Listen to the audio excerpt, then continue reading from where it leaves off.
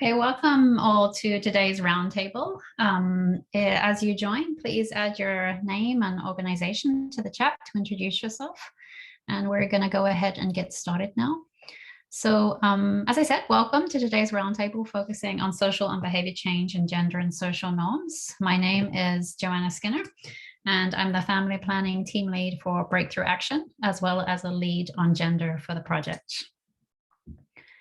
During today's webinar, we'll have simultaneous translation available into French. Please click on the interpretation icon at the bottom of your screen and select the language you prefer.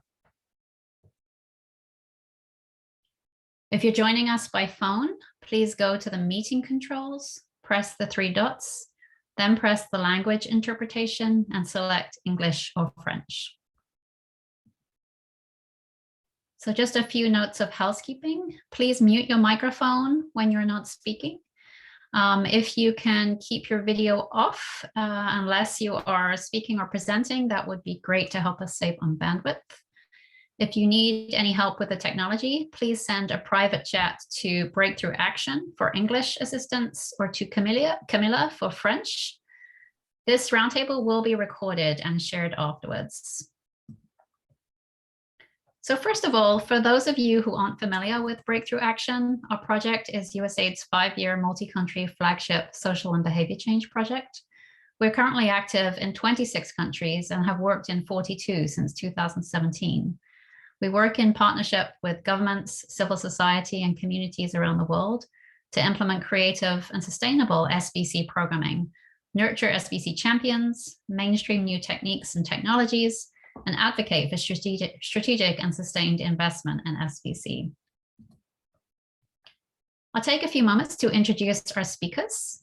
Chizoba Onyechi is Senior Program Officer for Breakthrough Action Nigeria, who will talk about how SBC programs can promote gender equality in socially conservative environments like Nigeria through cultural principles promoting a level playing field. Asete Getachew, Gender and RMNCH Advisor for Breakthrough Action Ethiopia, will talk about approaches to improve gender competency among health providers using SBC.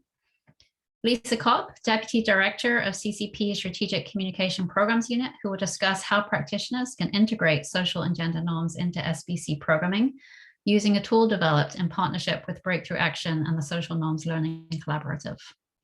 And lastly, Carol Olunga, Gender Advisor for Breakthrough Action DRC, who will discuss how the project worked with couples to transform harmful social and gender norms.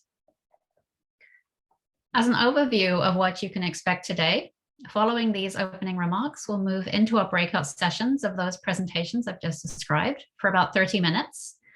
You should have selected your preferred breakout sessions at registration, and we'll do our best to honor these choices, but can't guarantee that you will join your first choice. Each of these presentations will explore how Breakthrough Action programs have addressed gender and social norms through SBC programming and what we've learned. After each presentation, the presenter will facilitate a group discussion about the topic so that we can all learn from each other and discuss and debate some of the key issues. These sessions have been designed to allow plenty of time for discussion, so I encourage you all to share your thoughts openly and engage with your colleagues in the breakout rooms. At the end, we'll all come back together briefly to hear a few key takeaways from each group. Finally, we'll conclude with opening remarks from Afifa Abdurrahman, a Senior Gender Advisor with USAID. Note that the DRC session will be led in French with English interpretation and will remain in the main Zoom room. The other rooms will not have interpretation. We will, however, be sharing recordings of today's roundtable, including all 4 breakout room sessions. Additionally, we'll be providing a webinar recap document in English and French so you can catch any of the highlights from the other breakout rooms. Before we break out today into discussion, I'm going to share a few definitions and a few overarching comments about Breakthrough Action's experience with today's topics. So during this roundtable, we will explore and discuss both examples of our approach to using SBC to promote gender equality, as well as our experience in integrating gender into SBC programming, particularly to improve health behaviors and outcomes. Here are some quick definitions of those terms to orient us. Breakthrough Action defines social and behavior change as a discipline that uses a deep understanding of human and societal behavior and evidence-based interventions to increase the adoption of healthy behaviors by individuals and influence the social and structural factors that underpin them.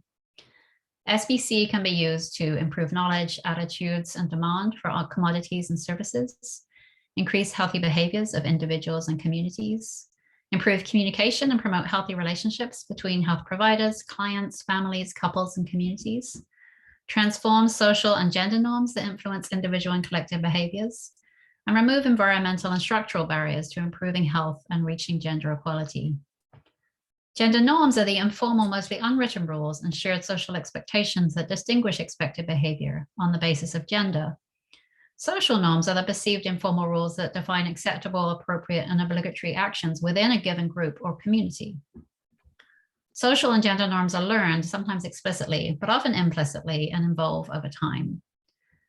We recognize there are different definitions for these terms, but we wanted to share these so that all participants have an understanding of what we mean when we're using these terms today. I know everyone's keen to join your groups and dig into the presentations, but before we do, I also wanted to share with you a few of our key takeaways at Breakthrough Action, both from a project perspective and a programming one. So first, we've had many opportunities over the course of the project to pause and reflect on our processes as a project to integrate gender into our work. One of the key points we often come back to is the need for establishing a really strong foundation for gender integration at the very beginning of the project. For Breakthrough Action, well, we did develop a gender strategy in the first few months of the project. We started work on guidance and training for staff in our first year, and that's continued throughout the project. But I think if we could do it over again, we wish we would have had more time right up front in establishing a strong foundation really early on. I think in hindsight, we would have liked to ensure that each country program started with a gender analysis, whereas in the case, some countries did and some countries were not able to. And we wish that we'd have even more tools and trainings in place in the first 6 to 9 months, and that we'd been able to fully articulate health-specific and country and context-specific theories of change around gender integration from the very beginning. The speed with which our project had to be set up and respond to immediate needs for country buy-in startup meant the plane was really already flying before we had a chance to build the really full gender base that would have been ideal. A second overarching reflection is that we see gender integration working best when everyone is committed to it, staff, stakeholders, donors. And to do this, we need to make sure that people see gender as relevant to their lives and their work. And as such, we've sought to create opportunities to build people's capacity, establish systems and tools, and share recurring reminders for specific processes or experiences related to gender. Our desire is that gender integration is built into the DNA of our people, as well as our project systems. We aren't there yet, but we do aspire to be. A third reflection for us is around the need for greater attention to intersectionality and broader social inclusion. This is something that's varied for us from country to country. For some teams, such as our project in Nepal, this is really important for everything they do, and they and our stakeholders see gender through this lens. In other places and spaces, we have attention. We're wanting to increase attention to the ways that multiple intersecting identities impact marginalization, behaviors, and norms, but not wanting to dilute attention to gender, which itself needs a lot more attention. We've had some success with using the broad concept of equity as an overall framing for our work, and Chizoba will be talking more about this in her presentation. The approach is being adapted in South Sudan, and we're exploring other ways to build our work within these concepts of equity, fairness, and inclusion, and have some forthcoming guidance on how SBC programs can better integrate structural factors and the social determinants of health into programs. This is an area we need to grow in, and I'm keen to learn from how others have approached this as well. I'll also briefly mention that measurement, especially standardized measurement around gender outcomes and gender integration processes, as well as effective analysis and utilization of the data, remains challenging, both in our own project systems and in the external data that we sometimes rely on, especially if it comes to concepts such as social and gender norms. I want to mention here a great thought piece by Dr. Andrew Malhotra recently about the disconnect between gender transformative language and action in global health. And one of the key points around the need to measure outcomes and not just intentions when we think about how gender integrated a project is or how transformative it is. Dr. Malhotra says, if we want transformative change, we need to define what it looks like so that it's recognizable in clear terms when achieved. And we'll add the link to that piece in the chat if you haven't seen it.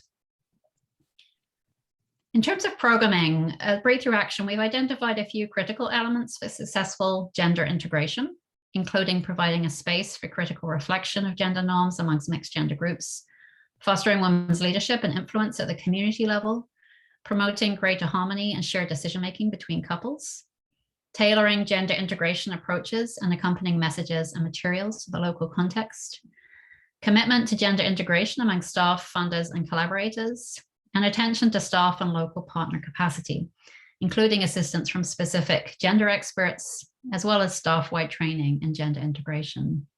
I'm sure you'll recognize many of these as best practices in your own work as well, but I wanted to note them to validate how essential these have been in our work. Breakthrough Action is working to create some timely resources and approaches for addressing social and gender norms in SBC programs, some of which were presented today for discussion. If you're interested in exploring more of our work, you can visit our website and we'll add that link in the chat. One tool that won't be presented today, but we'll leave a link in the chat as well, is the Gender Check-in.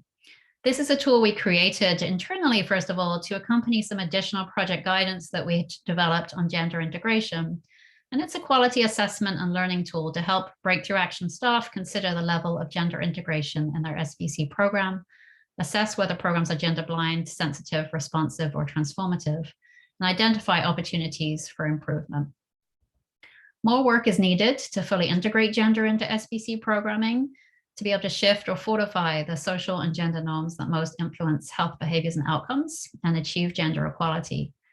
We hope that today's session will be an opportunity for knowledge exchange so that we can all benefit and learn from each other's experience in this space. So with that, we'll move into breakout rooms. Please give us just a few moments. I know that we're working to assign people to your breakout rooms. A window should pop up on your screen in a moment or two to direct you. So make sure that your Zoom screen is not minimized so you can see the pop-up and accept the breakout room assignment. And as a reminder, some of you will stay in this main room for the breakout.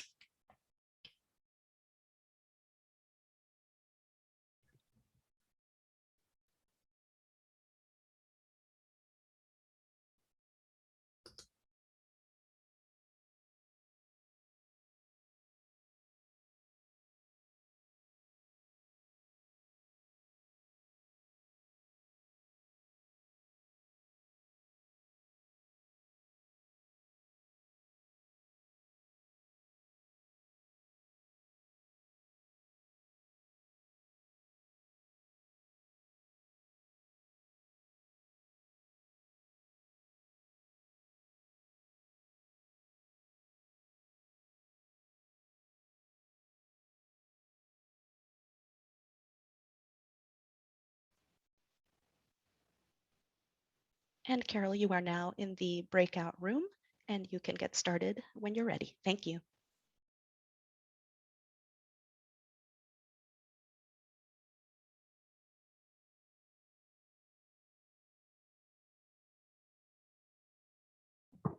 D'accord, je suis en train d'entrer.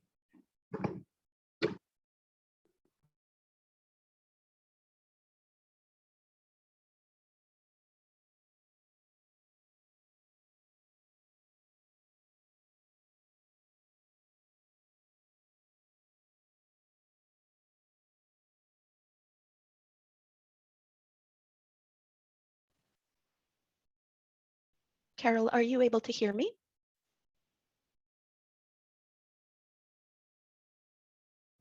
Oui, je vous entends, merci. Je suis en train de partager mon écran. Thank you. Je vous en prie, merci.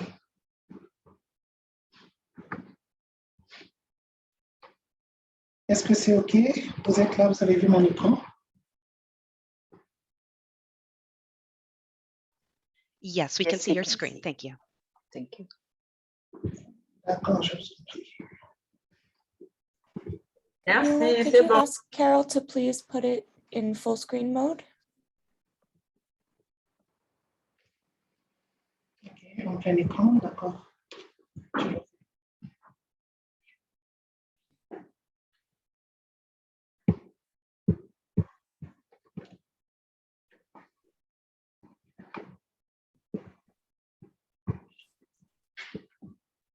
Ok, c'est bon. Vous avez vu? Yes, we can see.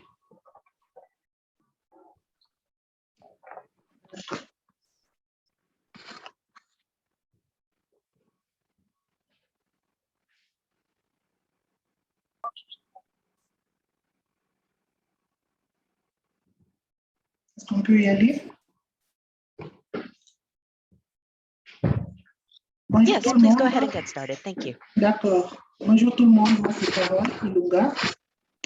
C'est Carole Ilunga, je suis Gender Technical Advisor à Breakup Sessions DRC. Je suis basée à Lubumbashi. Aujourd'hui, comme vous venez de l'écouter tout à l'heure dans la présentation de Sarah, nous allons explorer un sujet nous allons explorer notre sujet relatif aux discussions qui se passent dans les couples qui favorisent ou qui permettent la communication au sein des couples afin de booster l'utilisation et la recherche de services en matière de PF. Donc ici, nous allons beaucoup plus échanger avec vous sur les questions des défis ou encore en rapport avec les défis que dans la plupart des cas, nos praticiens de la SBC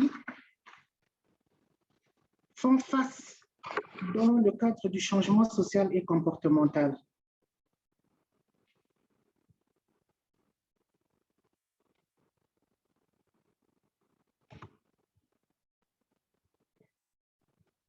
Excusez-moi. Je peux passer à la slide suivante.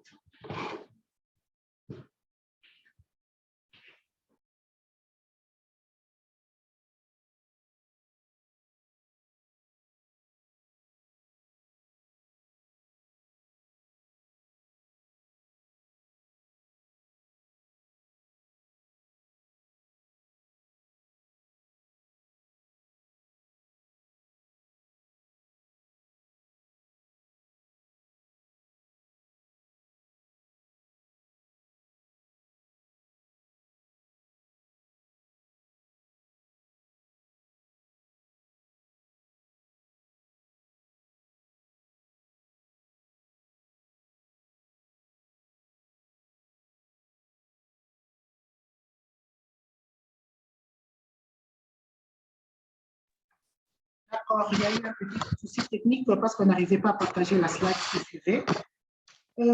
Ici, il est question de voir comment, dans la plupart des cas, la femme est souvent victime de toute forme de violence en matière de la planification familiale et de genre, en rapport avec les normes sociales. Ici, il faut noter que dans la question des normes sociales et de genre, nous disons que la femme est toujours victime et elle est souvent victime, y compris dans la santé sexuelle et reproductive.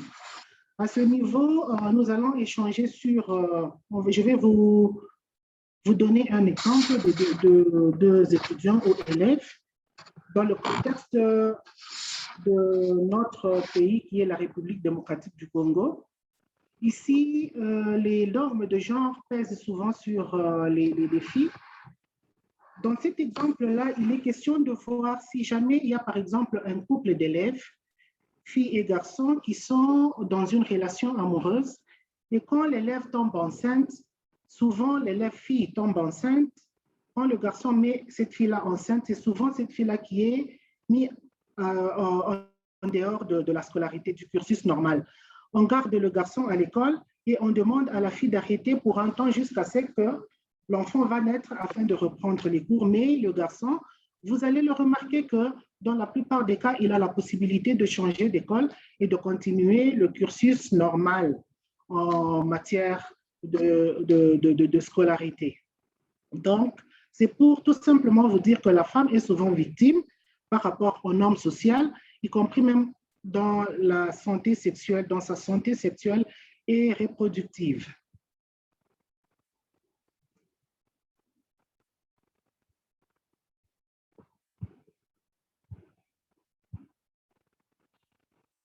Je prends la dia suivante. Ici, il est question d'explorer c'est quoi les normes sociales et de genre? Comme vous le savez, nous disons que les normes sociales, ce sont des croyances sur les comportements. Au sein des communautés, ce sont des règles informelles, souvent dans la plupart des cas, et ce sont souvent des règles qui sont tacites et écrites, absorbées, acceptées et suivies dans nos communautés. Comme vous allez le remarquer, ce sont des règles qui ne sont pas régies par le législateur, mais ce sont des normes que les communautés elles-mêmes mettent en place afin de développer certains comportements qui peuvent être néfastes ou nuisibles au changement social et comportemental. Et dans la plupart des cas, nos communautés sont censées les suivre afin de les considérer comme étant favorables dans une communauté bien déterminée. Ici, pour ce qui est du genre, nous savons qu'il est souvent utilisé en référence à une série de rôles, à une série de responsabilités, aux droits, aux attentes et aux obligations qui sont socialement et ou culturellement associées au fait d'être un homme ou une femme.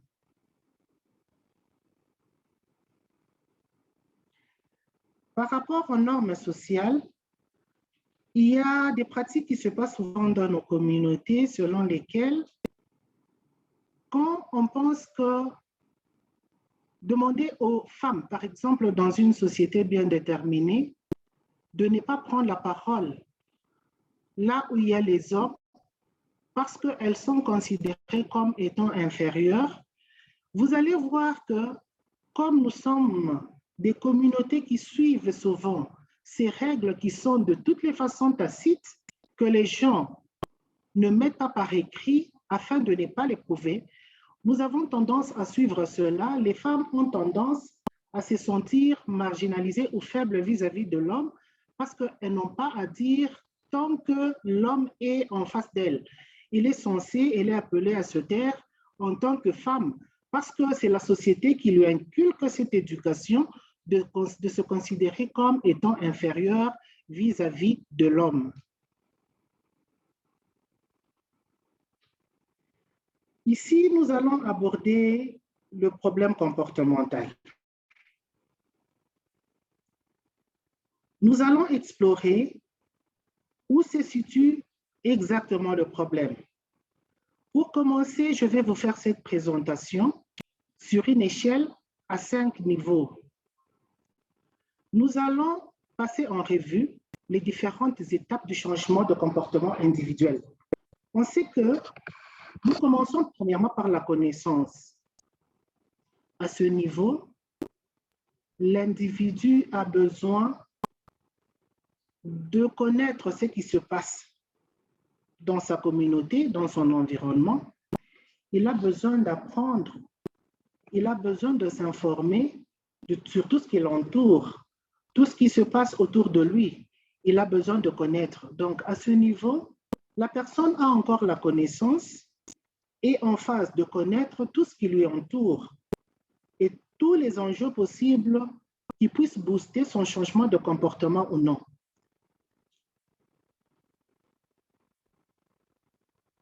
Et au deuxième niveau, il y a l'approbation.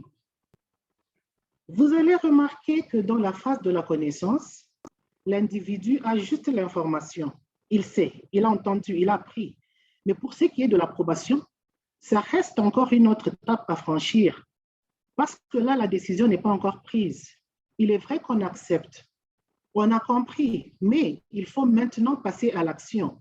Donc, l'approbation se retrouve au deuxième échelon sur notre base d'échelle parce qu'on n'est pas encore arrivé à mettre en place, à changer ou à booster son comportement parce que l'approbation, c'est le fait d'abord d'accepter seulement, mais qui demande encore des efforts à fournir dans la mise en place ou dans le changement même du comportement.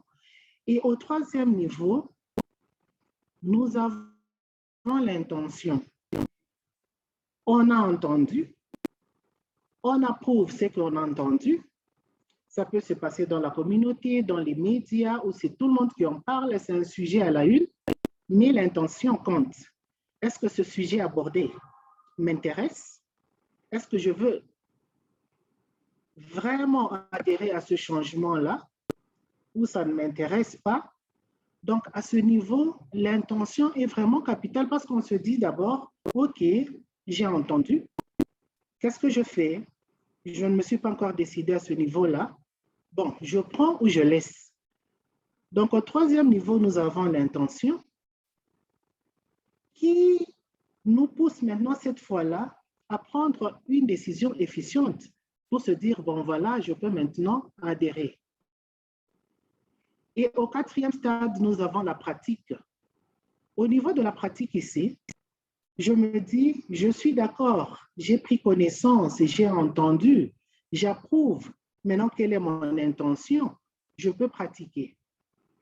Le fait d'accepter maintenant de passer à la pratique, c'est là maintenant qu'on vit même le changement escompté.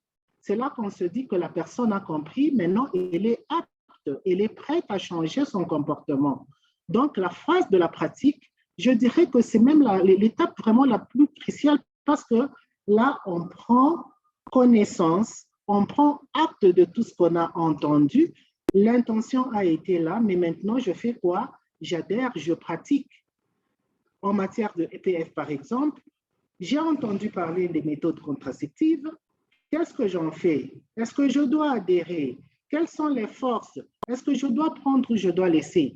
Donc, le quatrième niveau ou la quatrième étape qui est celle de la pratique, elle est vraiment importante dans le changement social et comportemental. Et au cinquième niveau, nous avons le plaidoyer. À ce niveau-là, on implique maintenant les décideurs, les influenceurs au niveau macro, au niveau des politiques et des lois, afin qu'ils puissent s'approprier de ce changement-là, booster ce changement au niveau communautaire, afin que tout le monde adhère maintenant à ce changement-là de comportement pour qu'il soit palpable dans la communauté. Je vous ai présenté la première étape de notre échelle. Maintenant, je vais faire le lien entre la connaissance. Ici, vous avez quelqu'un, comme je le disais, au moins, je connais au moins une méthode contraceptive moderne parce que j'ai été en contact avec l'information. Je connais qu'il existe autant de méthodes.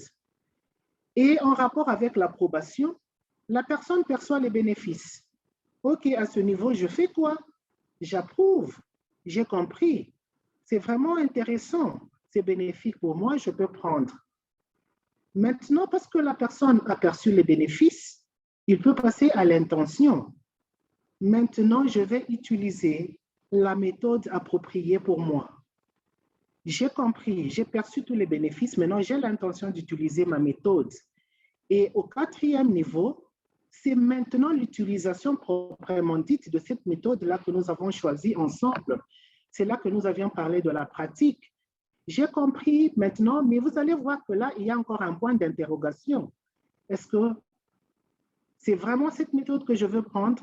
Oui, c'est ça que je veux prendre. Alors, j'accepte de l'utiliser.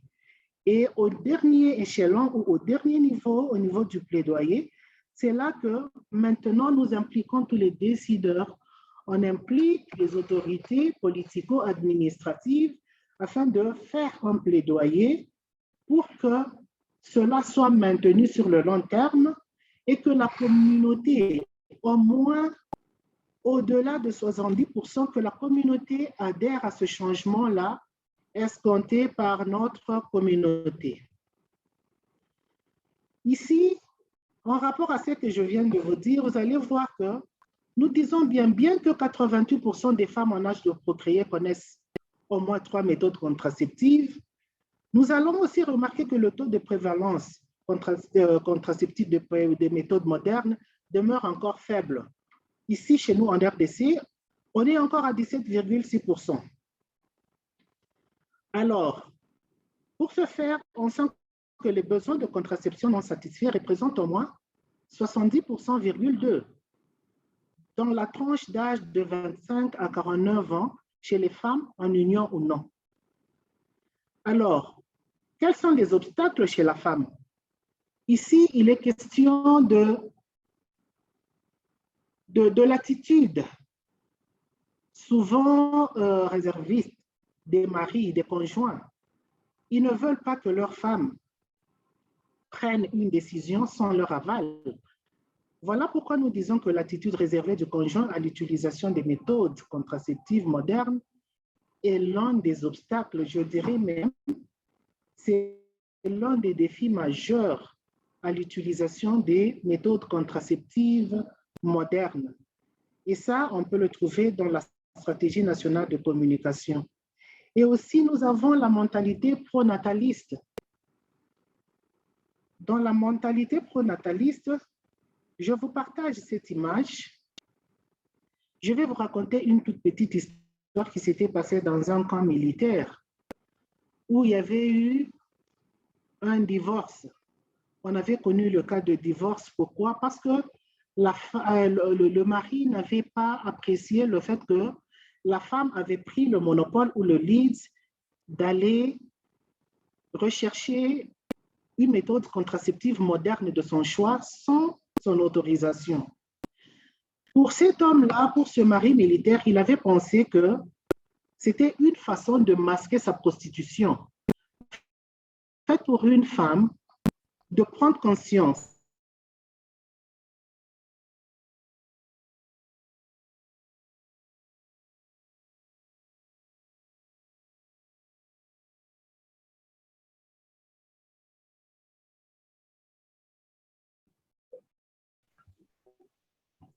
Ok, Carol, nous étions can en you train hear de... us? Oui, je suis là. Vous m'entendez? Je suis là. Yes, Carol and Camila, we need to, if possible, move quickly to the discussion portion. So if Carol could wrap up her slides soon.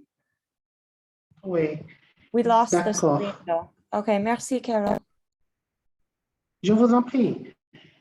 Après avoir échangé avec eux, parce qu'il fallait impliquer l'homme dans la discussion, dans la prise de décision, voilà que ce couple-là a été considéré comme un couple de champions. Et là, vous voyez une famille heureuse où l'homme et la femme ont ensemble pris la résolution d'adopter une méthode contraceptive moderne. Et voilà, là, nous voyons toujours dans le camp militaire, parce que c'est un couple de champions qui avait accepté de passer le message et de prêcher par l'exemple, qui commence maintenant à espacer les naissances.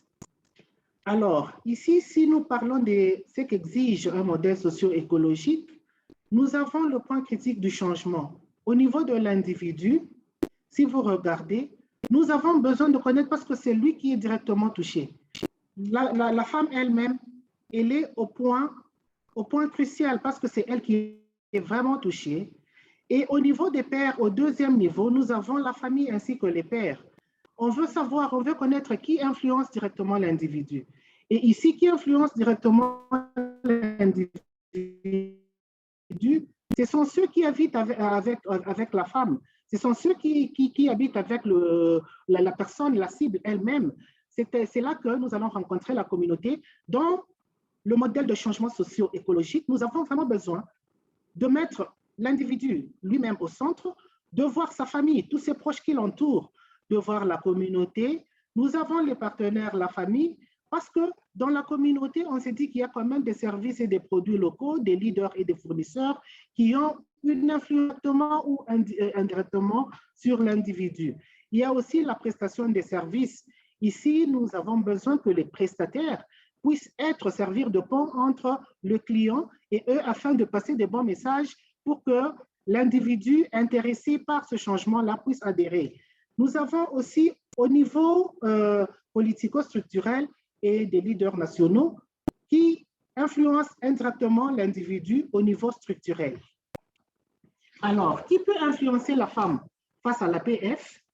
On se dit que pour la femme, face à l'APF, nous avons la femme elle-même au niveau individuel. Et dans la famille, il y a le conjoint, qui est le premier décideur aussi sur la procréation.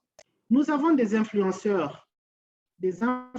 telles que les beaux-parents, il y a des belles-mères, il y a des amis, il y a aussi au niveau de la communauté des associations des femmes. Parce que là, au moins, on se dit que la femme étant dans une association, elle peut facilement échanger avec d'autres qui avaient déjà une méthode contraceptive. Et nous avons des Désolée, prestataires Carol. de soins de santé. Carol, est-ce que vous pouvez montrer votre diapositive? Votre présentation, on ne peut pas voir. Ah, OK.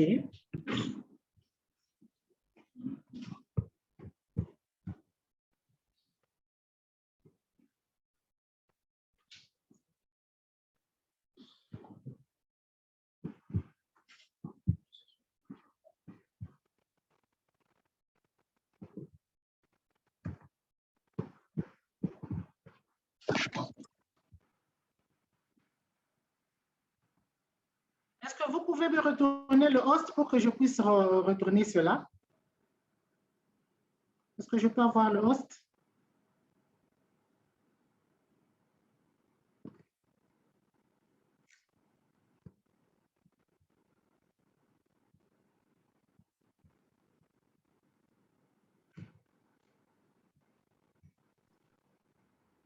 Est-ce que vous m'entendez?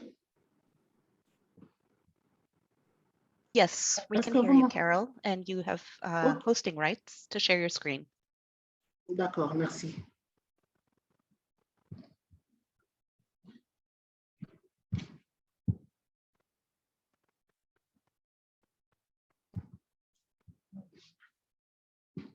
Share the screen.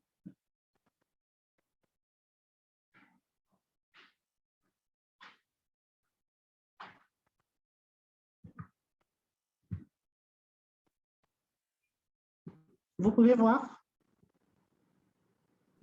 Non, pas encore. Encore.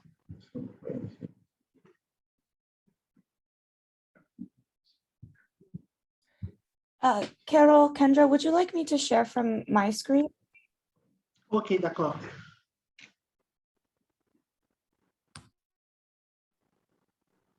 Yes, she's okay with it, Sarah. This is Sarah. Okay, I will just share real quick.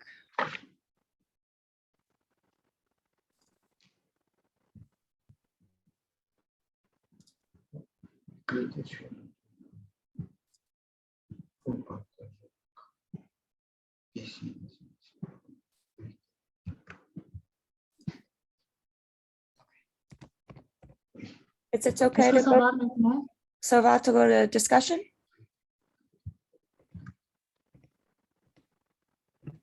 No, Maintenant, she mon was écran, finishing pas her encore. presentation. Okay, which slide? I'm Sur not les sure if influenceurs, it went off of. l'influence de l'homme face à la PF. Mhm.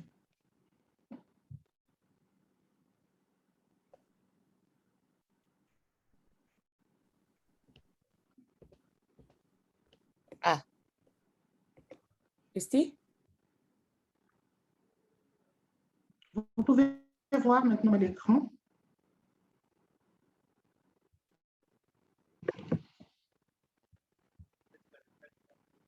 C'est bon aussi? D'accord. Okay, J'étais en train de dire qui peut influencer l'homme à la PF. Nous avons d'abord partagé sur les influenceurs. Au niveau, pour ce qui concerne la femme, on s'est dit que ce sont les autorités politico-administratives aussi, parce que ce sont comme étant des décideurs, ils ont un monopole de pouvoir et ils peuvent quand même booster le changement social et comportemental en matière de la planification familiale. Nous avons les leaders religieux aussi. Dans notre culture, les pères spirituels, ce sont vraiment des personnes qui ont des paroles et leurs paroles ont vraiment des pesants d'or. Alors, à chaque fois qu'ils disent quelque chose, les communautés ou leurs fidèles, leurs adeptes ont tendance à suivre. C'est ainsi qu'on dit que les autorités politico-administratives, les leaders religieux ainsi que les responsables des médias peuvent facilement booster le changement comportemental en matière de la recherche d'une méthode contraceptive moderne. Il y a aussi les prestataires de santé. Nous avons les relais communautaires ainsi que les pharmaciens. Il y a les employeurs des associations d'hommes Nous avons des conjointes qui sont les femmes, il y a des mères, des amis au niveau de famille, et aussi il y a l'homme lui-même. Parce que ici chez nous, tant que l'homme n'a pas encore pris la résolution, la décision de rechercher une quelconque méthode contraceptive, il est difficile pour la femme. Voilà pourquoi nous avions dit au début qu'elle était victime, parce qu'elle ne peut pas prendre seule sa décision.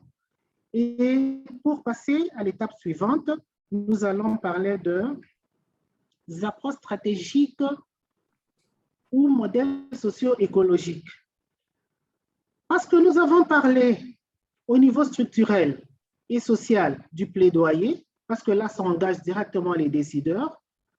Nous avons au deuxième plan, en commençant par le haut, il y a les prestations de services de santé. Là, nous avons besoin que les prestataires de services offrent le service de qualité en matière de PF. Et aussi, dans la communauté, il y a la mobilisation communautaire. Nous voulons que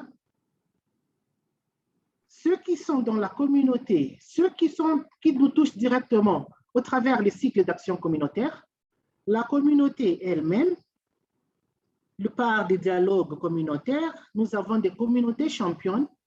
Ensemble, ils peuvent faire une bonne mobilisation dans leur communauté afin d'aider le changement de comportement en matière de recherche d'une méthode ou d'utilisation d'une méthode contraceptive moderne. Nous avons aussi la communication interpersonnelle.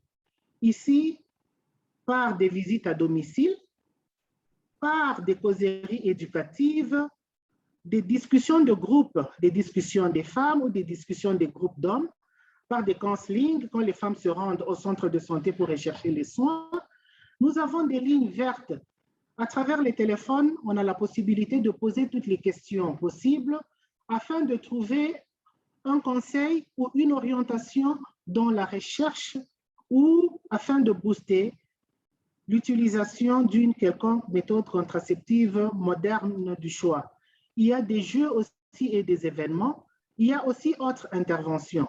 À part cela, nous avons aussi les masses médias que nous ne pouvons pas mettre de côté parce que nous savons que ça atteint même un grand nombre d'individus. À travers la télévision, les gens peuvent suivre des messages. À travers la radio, ils peuvent suivre les messages des émissions. Nous avons des cinémas, il y a la presse, des affichages, ainsi que les relais communautaires qui peuvent sensibiliser à la criée aussi. Tout cela, ce sont des approches stratégiques qui peuvent booster, qui font partie de notre modèle socio-écologique afin d'arriver aux résultats escomptés. Pour le projet Breakup Sessions en DRC, nous intervenons dans 26, le projet est exécuté dans 9 provinces sur les 26 que compte la RDC. Et comme les thématiques sont là, vous allez bien voir que nous avons le paludisme, la santé maternelle et infantile, la nutrition, la santé sexuelle et reproductive ainsi que la PF, le HOSH et la tuberculose. Maintenant, là, nous allons aborder le sujet relatif à la campagne VIVA pour vous parler des approches que la RDC a mises en place afin de créer le changement social et de comportement qui est vraiment un cadre afin d'appliquer les interventions qui avaient été conçues. Par exemple, nous avons la rencontre des couples. Ici, c'est une stratégie qui a été mise en place afin d'amener, partant des expériences malheureuses où les hommes pensaient que les femmes cherchent à couvrir leur méconduite dans l'utilisation d'une méthode contraceptive moderne, nous nous sommes dit que nous ne pouvons pas travailler avec les femmes seules. Si nous voulons avoir les résultats escomptés, nous avons mis en place le projet Breakup Sessions en RDC, a mis quelques interventions en place, quelques activités. Nous avons par exemple la rencontre des couples. Ici, qu'est-ce qui s'est fait? C'est une stratégie où nous mettons ensemble, comme vous allez le voir sur la photo, où les hommes et les femmes viennent dans une causerie éducative où il y a une série de questions. Il est vrai que nous vous avons parlé de nos 6 thématiques, mais parce qu'ici, il est question de parler de la PF, nous voulons booster l'utilisation d'une méthode contraceptive moderne Alors, il y avait un jeu de questions et réponses afin de chercher à tester le niveau de connaissance du couple en matière de méthodes contraceptives modernes. Nous posons des questions de manière séparée afin de voir si l'homme a la même compréhension en matière de procréation avec la femme. Et dans la plupart des cas, il a été constaté que généralement, les couples chez nous ne communiquent pas. C'est ainsi qu'ils se disent, parce qu'ils ont, cette pensée de se dire que les enfants viennent de Dieu, alors ils n'arrivent pas à planifier leur naissance. Alors, à travers cette rencontre des couples, nous mettons ces couples ensemble afin qu'ils échangent sur la possibilité de créer un dialogue dans leur famille, dans leur foyer, et de parler des questions cruciales telles que le nombre d'enfants à avoir, par exemple. Et c'est à travers ces jeux qui se passent dans la communauté où des relais communautaires posent des questions de compréhension au départ, et puis finalement qui peuvent parler de la planification familiale. Et à la fin, il y a toujours une tente qui est mise à côté pour permettre aux couples qui veulent choisir une méthode de leur choix d'entrer en contact avec le prestataire afin de leur donner des orientations sur les différentes méthodes qui puissent exister afin de choisir une méthode de leur choix. Ça, c'est la rencontre des couples qui a vraiment donné des résultats ici chez nous, où l'utilisation des méthodes a été même boostée parce qu'ils ont au moins compris à travers cette rencontre des couples, ils ont compris qu'avoir beaucoup d'enfants, comme ils le pensaient auparavant, n'était pas seulement une bénédiction divine, mais aussi il fallait voir dans quelle mesure prendre en charge ces enfants-là. Parce que si vous les avez et vous n'arrivez pas à les nourrir, ça devient encore un problème communautaire. Alors, à travers ces rencontres des couples, nous avons la possibilité d'échanger sur la planification familiale et en même temps, on essaie d'organiser aussi, on essaie de présenter aussi d'autres interventions telles que l'épargne, par exemple, où les couples comprennent qu'avoir moins d'enfants, ça nous permet d'épargner afin de survivre. Nous n'allons pas seulement avoir beaucoup d'enfants pour les voir souffrir, mais nous allons aussi avoir la possibilité d'épargner pour permettre à nos enfants de bien grandir. Il y a des visites à domicile à travers les cartes conseils, par exemple, où les relais communautaires parlent avec la communauté, parlent dans les foyers, passent dans les ménages, afin de sensibiliser, d'échanger sur la planification familiale et le choix d'une méthode contraceptive moderne.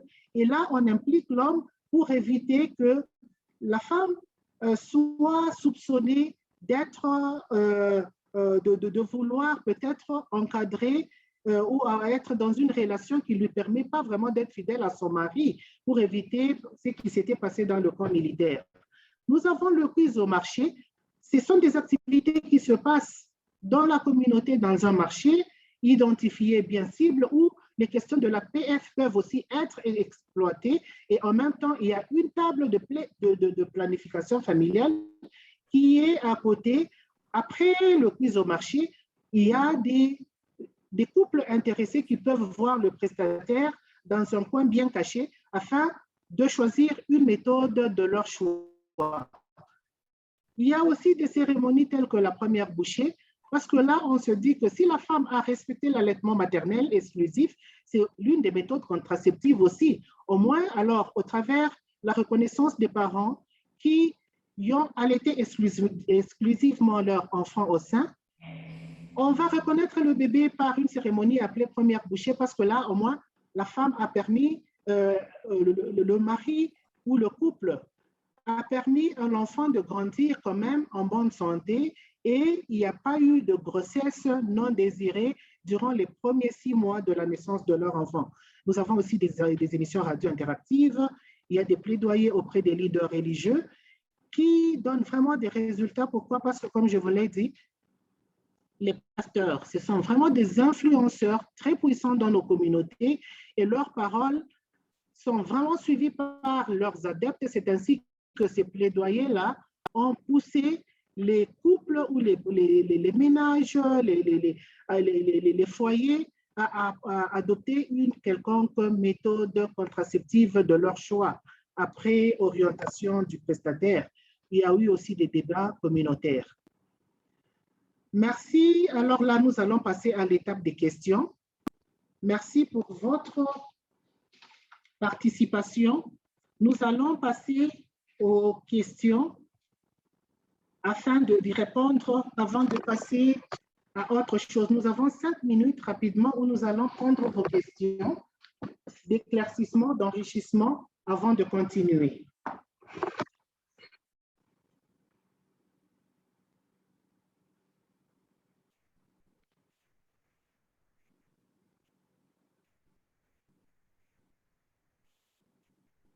Allô?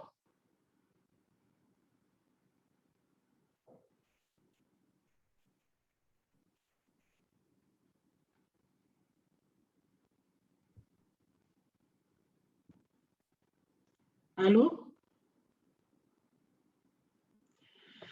Oui, Lisa, je peux prendre votre question, s'il vous plaît? Bonjour, Carole. Merci beaucoup pour cette présentation qui est vraiment une présentation bien faite, bien élaborée. Ma question, c'est au niveau des expériences. Vous avez parlé du quiz au marché. J'aimerais bien savoir comment ça s'est fait. Est-ce que ça s'est déroulé en confidentialité? Est-ce que les patients pouvaient adhérer facilement? Est-ce que c'était seulement adressé aux hommes? Ou bien parce que parfois, il y a des hommes qui viennent de ce niveau du marché. Est-ce que c'était seulement les femmes? Est-ce qu'il y avait un questionnaire prédéfini? Donc, c'est un peu ça. J'aimerais bien savoir comment s'est passée l'expérience du quiz au marché. Merci. Merci Lisa pour votre question. Concernant les quiz au marché, comme je le disais, c'est une activité communautaire qui se déroule au marché. Pourquoi au marché? Parce qu'on se dit que les femmes, dans la plupart des cas, ne sont pas en contact, les femmes vendeuses ne sont pas, dans la plupart des cas, en contact avec les sensibilisations ou toutes les activités communautaires qui se passent dans leur communauté quand elles sont au marché. Alors, le quiz au marché a pour focus, a pour cible les femmes vendeuses qui sont au marché, qui n'ont pas la chance d'être en contact avec les relais communautaires, toutes les activités liées à la santé qui se déroulent dans la communauté en leur absence. Alors, il y a un questionnaire préétabli que les relais communautaires préparent à l'avance avec, bien sûr, la zone de santé ou l'animateur communautaire. Alors, quand ils arrivent là, je vous ai présenté les différentes thématiques de santé. Alors, chaque thématique a un questionnaire bien déterminé. Pour le cas de la PF, par exemple, ce sont des questions, donc on prépare au moins 5 à 6 questions qui sont ouvertes, qui se posent au marché et où on demande à tout le monde vraiment d'interagir. Donc, les relais passent à la criée, bien sûr, avec des mégaphones, posent des questions. Et au départ, il y a celles qui participent directement, qui sont identifiées, qui peuvent se dire, oui, nous voulons passer, mais entre-temps, il y a Carol, aussi we ceux are qui now back in assistent. plenary. Everybody has returned from the breakout sessions. Thank you. Je vous en prie.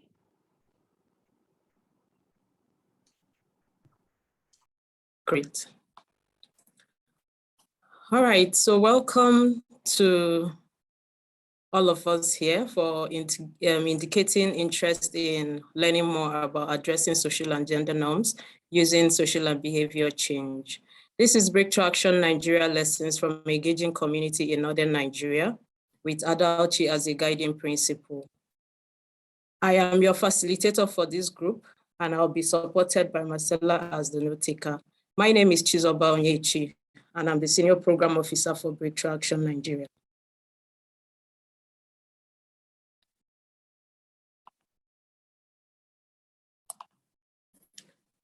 So just a brief overview of Breakthrough Action Nigeria. Breakthrough Action Nigeria goal is to increase the practice of 17 priority health behavior, maternal newborn child health plus nutrition, family planning, reproductive health, malaria, and tuberculosis.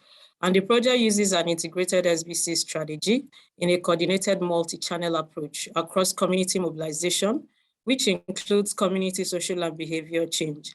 In this area, we engage with community health volunteers to promote information across 17 priority behavior at the community level. Also, community capacity and sustainability. Here, we engage with community government structures, known as World Development Committee, to support communities obtain, strengthen, and maintain their capabilities to set and achieve their own development objectives. Also, Women Empowerment Group. Here, we create opportunities for women in communities to have safe spaces to learn about MNCH, nutrition, and other issues, and engage in activities for economic empowerment in community spaces outside their home. Then mass media, which is our bedrock. We use umbrella team such as Abishurinku for the Northern Nigeria, which means glad tidings, and also Jidekiji for the Southeast Nigeria, which means well done or continue doing the good work that you're doing, to promote radio drama across 17 priority health behavior. Mobile digital, here we use different mobile platforms, particularly the interactive voice response for mobile curriculum across all our stakeholders. We have behavior change for service providers.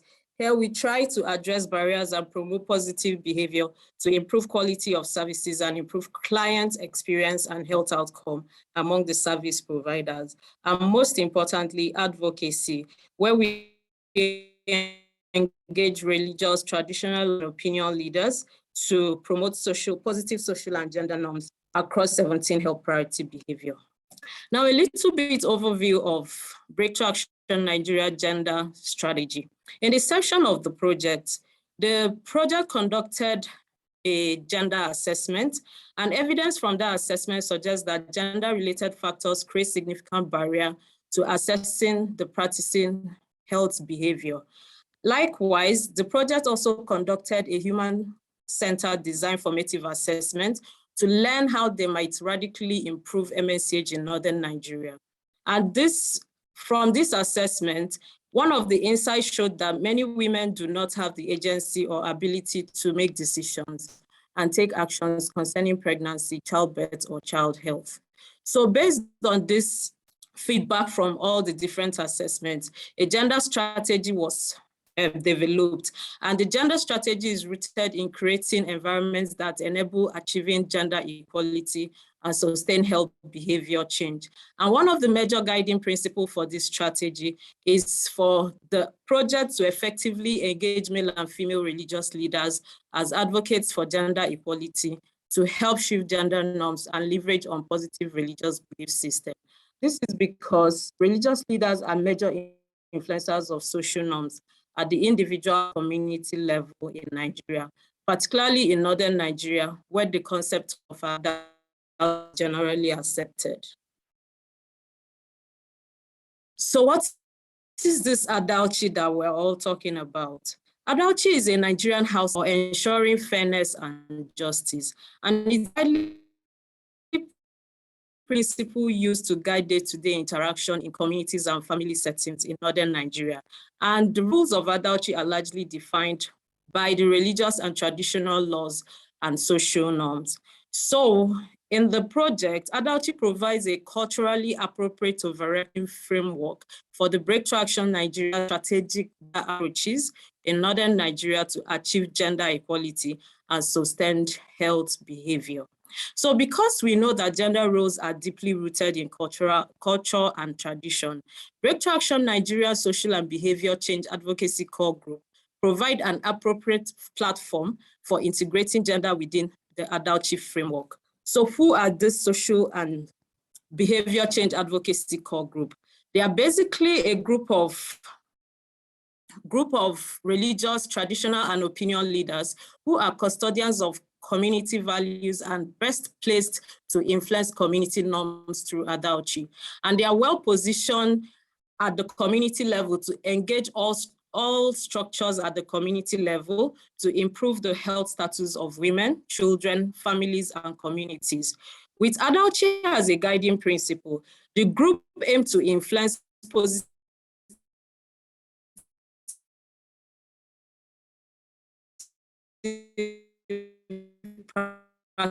practice related social and gender norms to achieve improved MSH and issue limited mobility of women of early marriage, childbearing, so for the base traditional nutrient, traditional practice for MSCH problems. So this group are planned to focus on breakthrough action priority health behavior as an entry point in addressing related social and gender norms, such as I've just mentioned, within the adultery framework. And they actually use different channels to directly address these issues. And some of them are mentorship.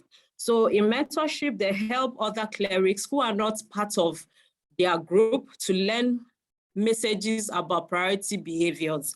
Sermons, they integrate messages on priority behaviors and social and gender norms into all of their activities at the churches, at the mosque, as social and community events. Everywhere they find themselves and they have opportunity to speak, they make it a point of duty to integrate priority behaviors into their messages. Mass media, here they are engaged with the media houses to speak about behaviors and address beliefs and misconception. And of course, modeling. We encourage them to model positive health behaviors in their families and communities, particularly to build trust among the community members, and also for people to also believe in what they are doing. So basically, over the inception of the project, we have learned a lot of lessons through addressing gender norms using adultery. So one of these is that we have recorded significant increase in female representation in the group SBC from 15% to 30% from project inspection till date. And this has significantly impacted on the group's activity, which were previously dominated by male religious leaders. And these female religious leaders now on their own plan activities, execute them independently, although the activities still guided by adultery and designed to address social and community women in other activities, such as participation in the women empowerment group, like we mentioned earlier, and other outreaches activities of other community women within the communities. There are other lessons that we have also documented from feedbacks and voices of the community. However, we know that this still needs to be validated by some level of survey or study. But from the voices of the community, we have also recorded that there has been increased household communication and joint decision-making on health and health-related issues within the household.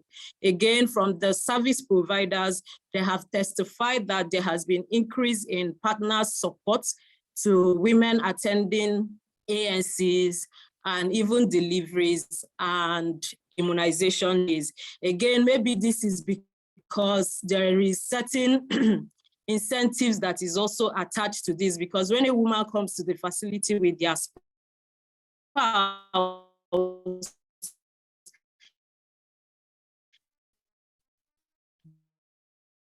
their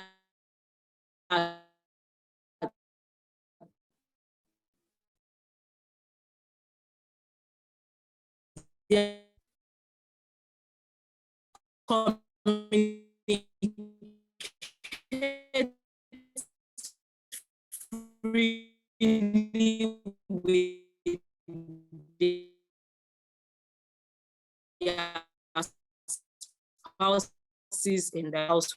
Yeah, next week. And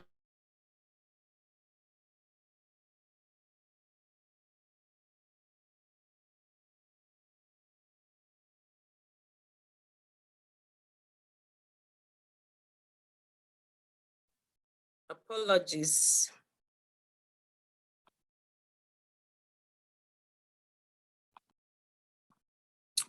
Can we all hear me?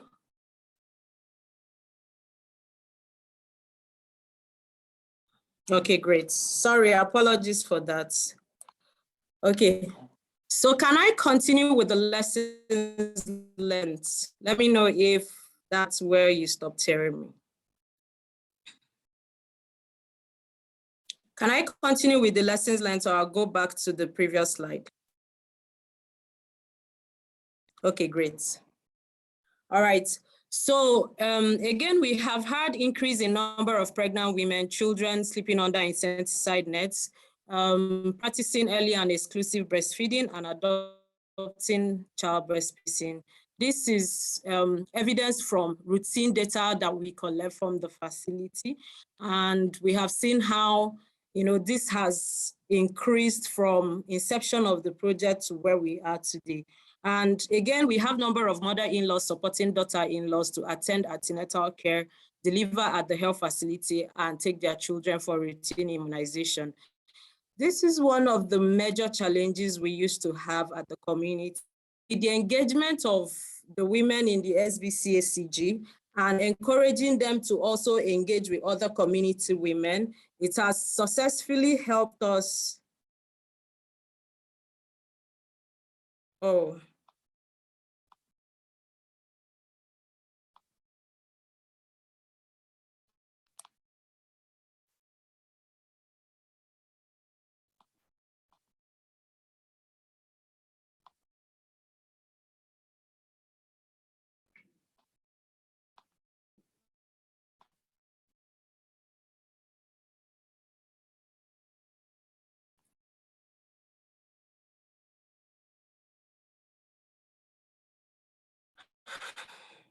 So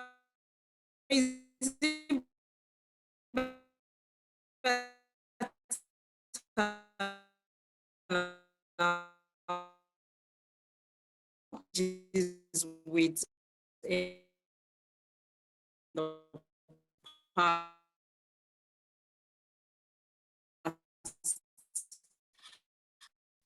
and with the experience of getting women within the other community groups, learn the benefits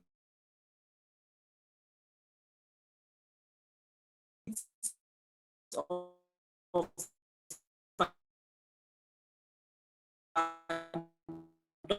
adopting.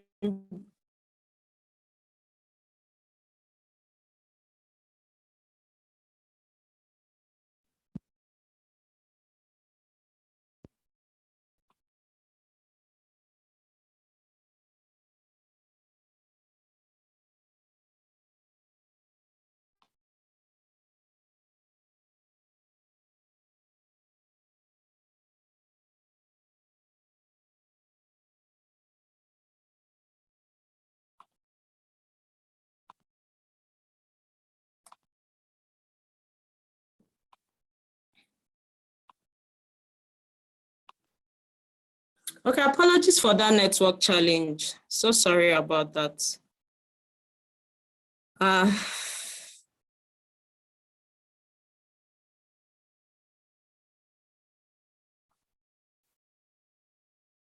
Okay, so just to say that the engagement with the SBCACG is not the only thing that had helped this. There are other activities within the Breakthrough Action Nigeria that have supported this activity across the community. So in general, the religious leaders are major influencers of social norms at the individual and community levels in Nigeria, particularly in northern Nigeria, where the concept of adultery is widely accepted as an appropriate cultural principle for engaging audiences to address social and gender norms. I don't know if you were able to catch me clearly from the beginning. This is the end of the presentation, and I'd like us to share our comments, questions, clarification, observation. You can use the chat box, or you can raise your hand. We can give room for about 5 persons to share their observation, or you use the chat box.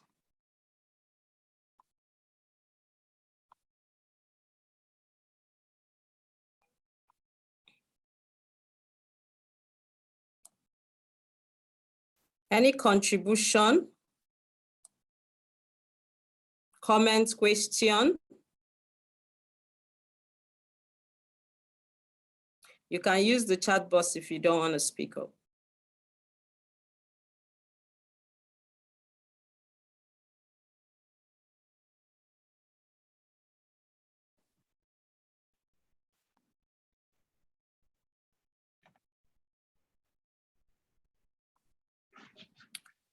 No question? Looks like Cheryl has her hand up. Okay. Please go ahead, unmute yourself and go ahead. Hi, I'm Cheryl Turner. I work with the VIM Plus project in Burkina Faso, and I'm not the gender advisor on that project, but I do a lot of the work on the SBC side.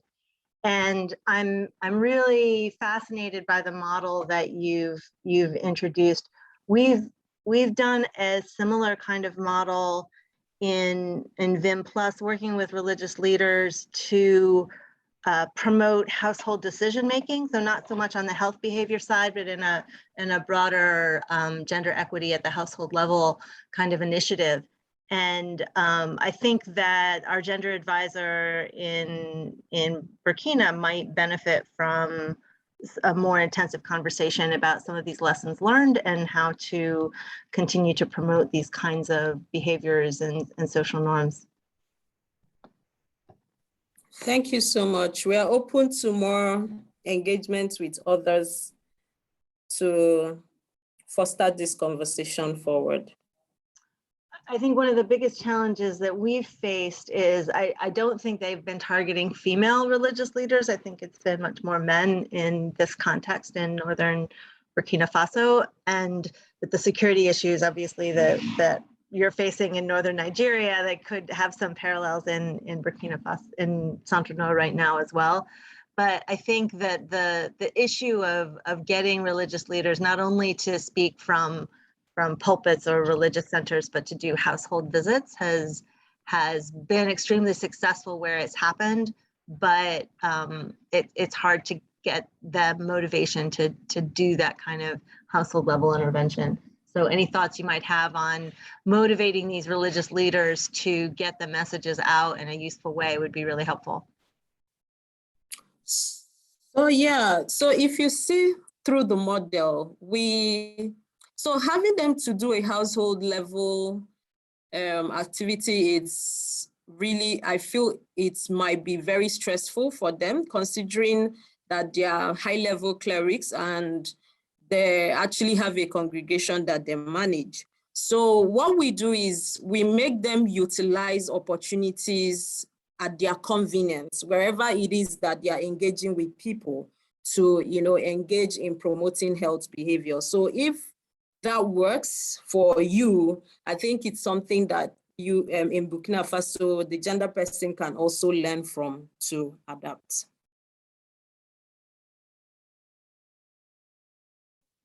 Thanks. All right. Any other comments, question? So if we do not have any other comment, okay, yeah, please go ahead, Victor. Unmute yourself and go ahead. Alison, please mute. Thank you. All right, so my name is Victor, and I'm from Nigeria, but I work with Nomisno Worldwide. Firstly, I'd like to commend the model that you're using to drive social and behavior change. And because I'm from Nigeria, so I understand, the challenges that, you spoke about or that is being experienced, especially in northern Nigeria. My question would be, how did you, engage with the religious leaders or the opinion leaders to be on the advocacy call, right? So, because I understand that sometimes it could be a challenge, meeting with these people, and trying to convince them to be on this advocacy call. Did you engage with any community personnel who, assisted in reaching out to these very significant religious leaders? That's my question. Excellent, Victor. At least you can relate more because you understand the setting better. So first of all, we identified these key, not just ordinary religious leaders, they are actually key influencers that we identified. And we first of all met with them one-on-one. And meeting with them one-on-one is to get their understanding around what exactly it is we want them to do, as an individual first. And then we also made them understand that the approach that we're going to use is not us bringing what they need to do. So for example, if we bring up a particular health issue and the gender issues around this health issue, in their meetings, we allow them to dissect the issues, and then we allow them to find the solutions around these issues. So it's a situation where we first of all identified them, and then we engaged them one-on-one, and then we now had a general meeting where we brought all of them together to share the strategic plan for them to engage within the project. And of course, for Breakthrough Action, they are purposefully focusing on social and behavior change issues. So issues around social and gender norms. So when we take a particular priority behavior, for example, what are the issues around gender and social issues around this particular behavior? And they try to address it. So first of all, they have like quarterly meetings where they pick up, we actually build their capacity in different health areas, and then they actually identify issues around there and, build their capacity on how they will also address some of these things within the community. So basically we identify and engage one-on-one before we engage them as a group. Thank you very much. You're welcome. All right, so let's move on to the next point of, okay, it says, can you talk more about how you identified, let me get that. Can you talk more about how you identified the social norms and developed the messaging to address this, and how you are tracking progress as measured against the norms? Okay, so identifying the social norms, they are basically things that we know within the community. So we are guided by 17 priority behavior. So based on our 17 priority behavior, which cuts across different health issues, maternal newborn child issues, malaria, family planning. So those things are categorized in different health issues. So what are the challenges within the community? What are the issues? So within the group meetings, the religious leaders are able to identify what the issues are. So they talk about, why are women not attending ANC? What are the social and gender community issues, cultural issues that are affecting women not to attend ANC, that are affecting people not to take their children to immunization? So they discuss those issues within the meetings, and they also come up with their particular solutions. So what are the things that we will do going forward, even beyond talking? What else do we need to do? There are other policy issues that they even engage in to help address some of these issues, but we try not to encourage them to deviate too much from the main focus of the project. But sometimes you see them going out of their way or going extra mile to make sure that things are working within the community appropriately. And how do we measure these things? We have a tracking tool. So for every activity any SBC conducts, there's a tracking tool where you track what you've done. And then quarterly, we also have voices from the community and, record some stories that we document from them. Like I said, there are some of the things that we might not necessarily attest to the engagement of these people at this moment, especially things that require a high-level study, for us to also attest to the fact that this has actually changed. So our partners, Breakthrough Action Research, conducts our research study, and they are also going to conduct research study to see that how far the engagement of SBCCG has helped improve priority behavior with the concept of adulthood. So when that result also come out, we are going to share widely. And I have another question that says, what are some of the example behaviors? Did you take controversial issues such as family planning?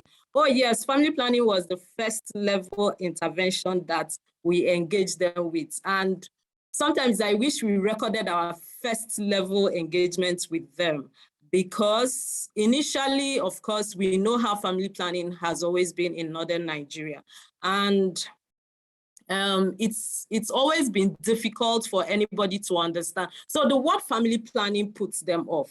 So one of the things we did as a project was come back to the drawing board and say, okay, for Northern Nigeria, we are not recognizing, in fact, for the project generally, we're not promoting family planning. We're not promoting size or number of children, size of family or number of children. What we're interested in is in childbirth spacing. So they all accepted that. And of course, what is most important for this group is that we promote priority health behavior from a religious perspective. So we know how in Nigeria, for example, people are highly religious. So we know that when people hear their religious leader, for example, talking to them, or community leader, for example, talking to them, we know how people take those things personal. So particularly for family planning, there were religious perspectives that backed up the support of family planning in Quran and also in the Bible. So of course, normally they will use that particular quote to engage their audience, and this really worked. The results we documented in family planning when we were doing family planning core intervention was basically from this experience. All right, so I think we've had a good chat here. So let's quickly also see what we can pick up from other organizations or from other projects. So I'd like to know, you can also use the chat box, or you can also raise up your hand and then we discuss. What do we need to take into account to implement gender-focused SBC programming in socially conservative environment, just like Northern Nigeria, as we have shared? And what challenges or barriers do we think we must address? So now this is open to all of us. We are currently running a particular project or the other. We are all from different countries, and the reason why we're here is because we want to also learn from, each other. So what do we think we need to take into account if we intend to do gender-focused SBC programming, just like the one we presented? You can raise your hand, you can use a chat box. What challenge or barriers must we address? Nobody? Burkina Faso, do you want to share in case you want to learn more from this? Do you think there's something we can? Sure. I mean, I would say in our SBC strategy, we focused really heavily on changing norms around a variety of behaviors. And we focused on having an iterative and multi-channel approach. I think that that's something that's been really important to us, so that we have a few core behaviors and they're promoted across all of our different components. So whether it's the health component that's working through community mothers groups, or the livelihoods component that's working through cooperatives, all of them are talking about household decision making, and that's reiterated with a long-term radio drama that's also acting out those behaviors and demonstrating changes in norms and behaviors over time. So we find that iterative approach is critical, and obviously building in the religious leaders and other components. It's incredibly complex to get all of those different components aligned and working towards the same objectives, but we're hopeful that, especially in the current security environment, where people are perhaps spending more time listening to the radio and a little bit less time with in-person interventions, that some of the mass media can really reinforce the stories that we're telling on a face-to-face or more in-person basis.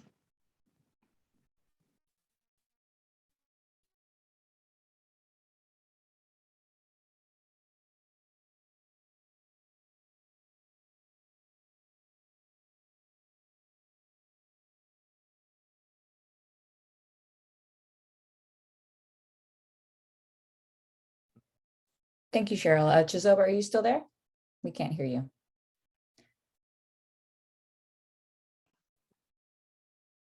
Apologies, I missed out on some of your discussion.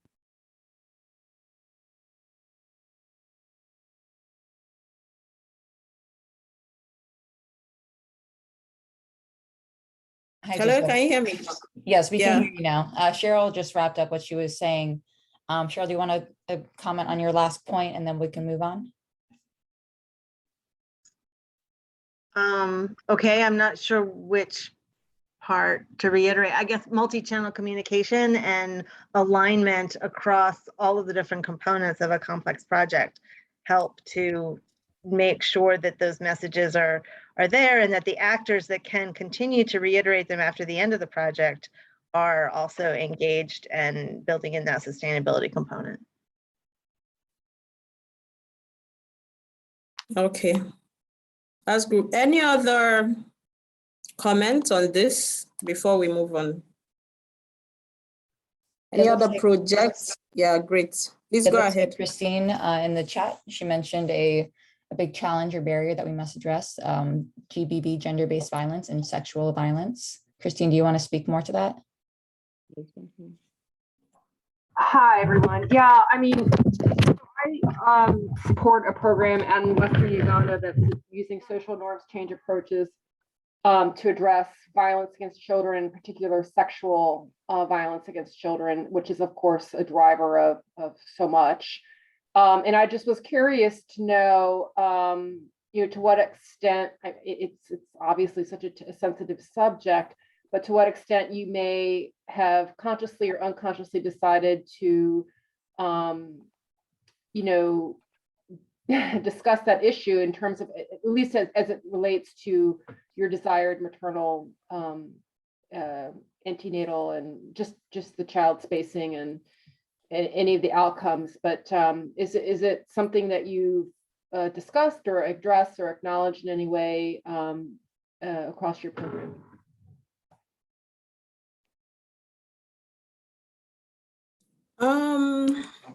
I think, yeah, so generally something that we discuss. So GBV is like, we always have identified, the projects have always, the donors have always tried to make us address GBV issues, in a more specific way. But we also understand the context of our community and how this works. So we try as much as possible, like I mentioned in my presentation, every issues that we're discussing, we use priority behavior as an entry point. So yes, in addressing these issues, we try to wrap it around health issues. So that's how we have always worked around it, because we know how sensitive, and controversial, like you say, the issue around GBV is. So basically, we have just 5 minutes. I don't know if I responded to your concern. We have just 5 minutes, and I'd like to ask one more extra question. And this is also partly one of the questions that one of you also threw back to me. But I also want to learn again from all of us. How do we think we can measure positive sustained shift in gender or social norms? I mean, this is for everybody. What do you think we can do? We also have testified to the fact that measuring gender norms has always been a challenge in many projects, because they take a long time. Even for social and behavior change, they take a long time and it's a process. So how do we think we can actually measure positive sustained shifts in gender and social norms? Let's hear from us, please. What do we think we can do before we go back to the plenary? How do we overcome patriarchal social behavior embedded in the community? Okay, Victor, we have that question, we'll pack it. This is part of the concerns that we want to hear people talk about. So how do we overcome the patriarchal social and behavior embedded in the communities? One of what we are doing is what we have presented today. So again, I know that there are other things we can learn, but in terms of measuring positive sustained shift, what do we think we can do? Anybody, please go ahead before we move.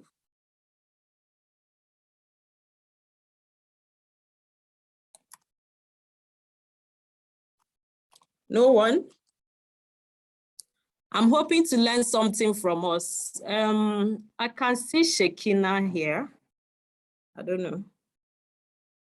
Yeah, I can see Sekina here. Sekina, do you have any contribution to this?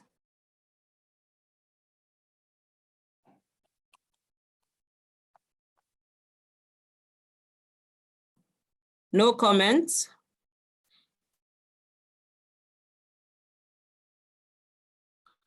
Oh, wow. So nobody have an idea how you think we can measure positive sustained shift in gender? This is an area I was thinking would learn from us, and so that we can do better. That's one way. There's no simple answer. To ask for a simple answer is quite complex. Mm-hmm. I didn't hear that. Please, do you mind repeating yourself? I think it's a complex question, so it's hard to get simple answers. So basically just asking, how do we measure gender norms? When we say we are documenting positive change, how do we measure those positive changes? It's the same as one of the questions someone asked me earlier. So somebody mentioned in the chat box that we can do FGD to get feedbacks. I think that's one way, but do we have any other way? Beyond FGD.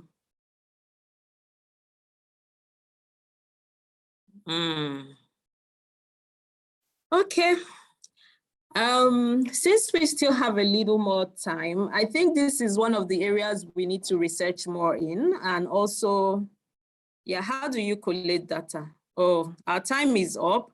We will research more. We collect data because we have a basic tool that we have given them, but like I mentioned earlier, we usually would give them would conduct a big survey or study on this to harvest the results from the communities. So that's what we do. Once again, I want to thank all of us for joining this group. I hope we have learned one or two things, and we will also continue this discussion beyond this meeting to continue to learn from one another on how to improve addressing gender and social norm issues using SBC.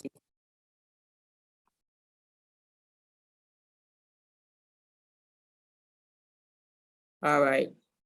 Thank you everyone for joining us. Yeah.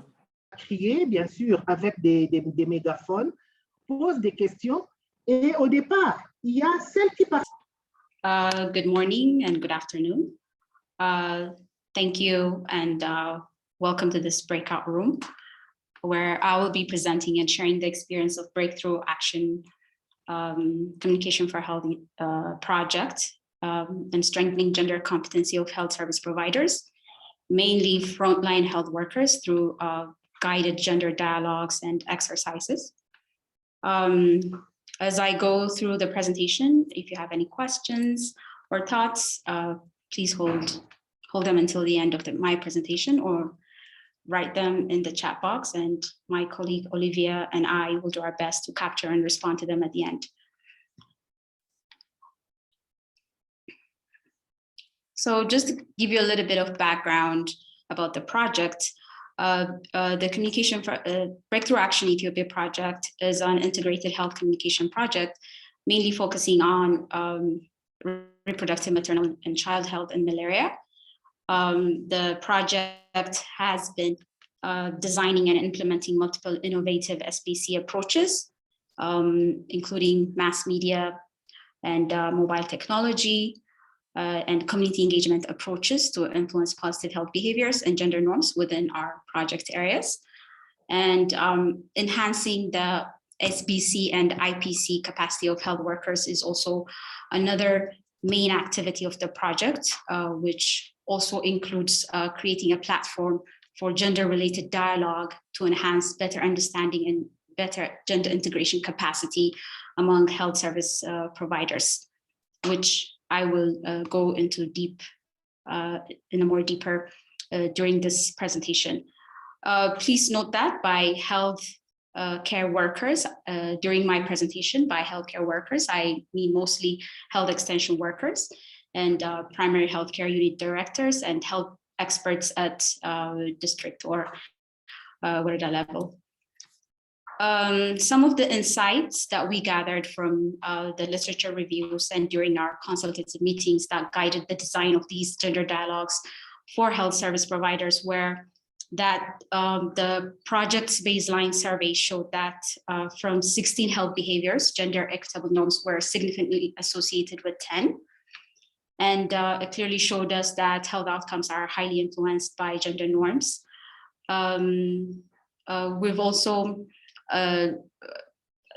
also know that women are usually the targets of our health system in our country's context, especially when it comes to issues around reproductive health, family planning, maternal and newborn child health. Men are less visited by and prioritized by our health extension workers. So men usually lack the knowledge and the information that they need to appropriately support their partners and their families' health. Health providers, like any other community members, have biases and judgments around gender, which also affects interaction between a client and a provider. However, even if there was no bias, evidence shows that health workers at different levels have limited understanding about gender and how to provide gender sensitive and transformative services. There's an overly focus on just improving health outcomes without addressing underlying gender barriers. So with these insights, we also acknowledge that a provider's behavior is influenced by multiple factors, including infrastructure, work overload, poor facilities and supplies that reduces and affects their efficiency and their interaction.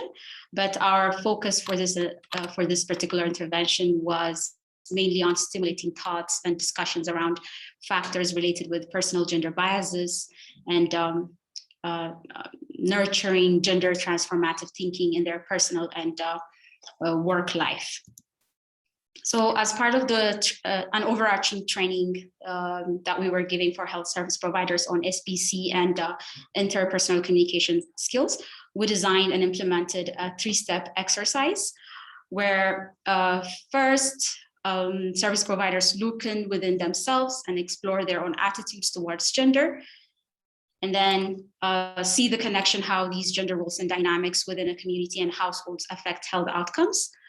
And finally, on putting on a gender lens and being more cognizant to gender issues and how they can support communities and households to adopt equitable behaviors through SBC approaches and community engagements. So for the looking within step, we did a value clarification exercise where we come up with different statements and allow participants to agree or disagree to it and make their cases to influence each other to change minds. So these are some of the statements that we use during the sessions, such as the head of family is the man, or a woman's most important role is to take care of her home and her family. In our family, there shouldn't be a distinction between a man's and a woman's role. So we just come up, depending on the contexts and level of and their level of understanding, we just come up with these statements, and which are mostly triggering and very lively, engaging, and sometimes leading to sensitive discussions. One of the main rules of the exercise, though, is that there are no right or wrong answers. We just encourage everyone to be as open as possible and just keep on probing and asking why they agree or disagree to the statement to nurture the discussion. Through the exercises, we were also able to see different perspectives of men and women, but most importantly, it allows participants to unpack and dig deeper and reflect, question their own personal beliefs and values around gender. Through the discussion, the facilitator deliberately highlights on gender and gender-related concepts, such as the difference between gender and sex, gender socialization, gender norms, and gender inequality. Usually this discussion, this first part of the discussion usually ends with some level of agreement that each and every one of us have our own gender beliefs, influenced by the society that we live in, that it's not something, that gender is not something to externalize as we're all affected by it, and that gender norms can actually change over time. So the next step is seeing the connection between gender and health. So once they're done with the first exercise, the next step is seeing the connection. In groups, participants list out expected roles and responsibilities of men and women. What are the division of labor? Who does harvesting? Who does the weeding? Who does cooking? Taking care of whose responsibility is taking care of the children? And who goes to the market? Who makes the decision? These kinds of, they just list out these activities depending these roles and divisions of labors to within their specific context and among the communities they work with. This often helps participants to visualize the work burden, who has the decision-making power, who has access to the resources, which priorities are whose priorities, and how this could potentially be a barrier to health behavior and practices, including uptake of reproductive, maternal, and newborn child health services. Through this process, they also recognize, how gender issues are relevant to their own work as well. So once they've done that, they brainstorm on possibilities for change, what could be done differently, and what could be their role, who to engage with, and what could be their role in addressing gender inequitable behaviors.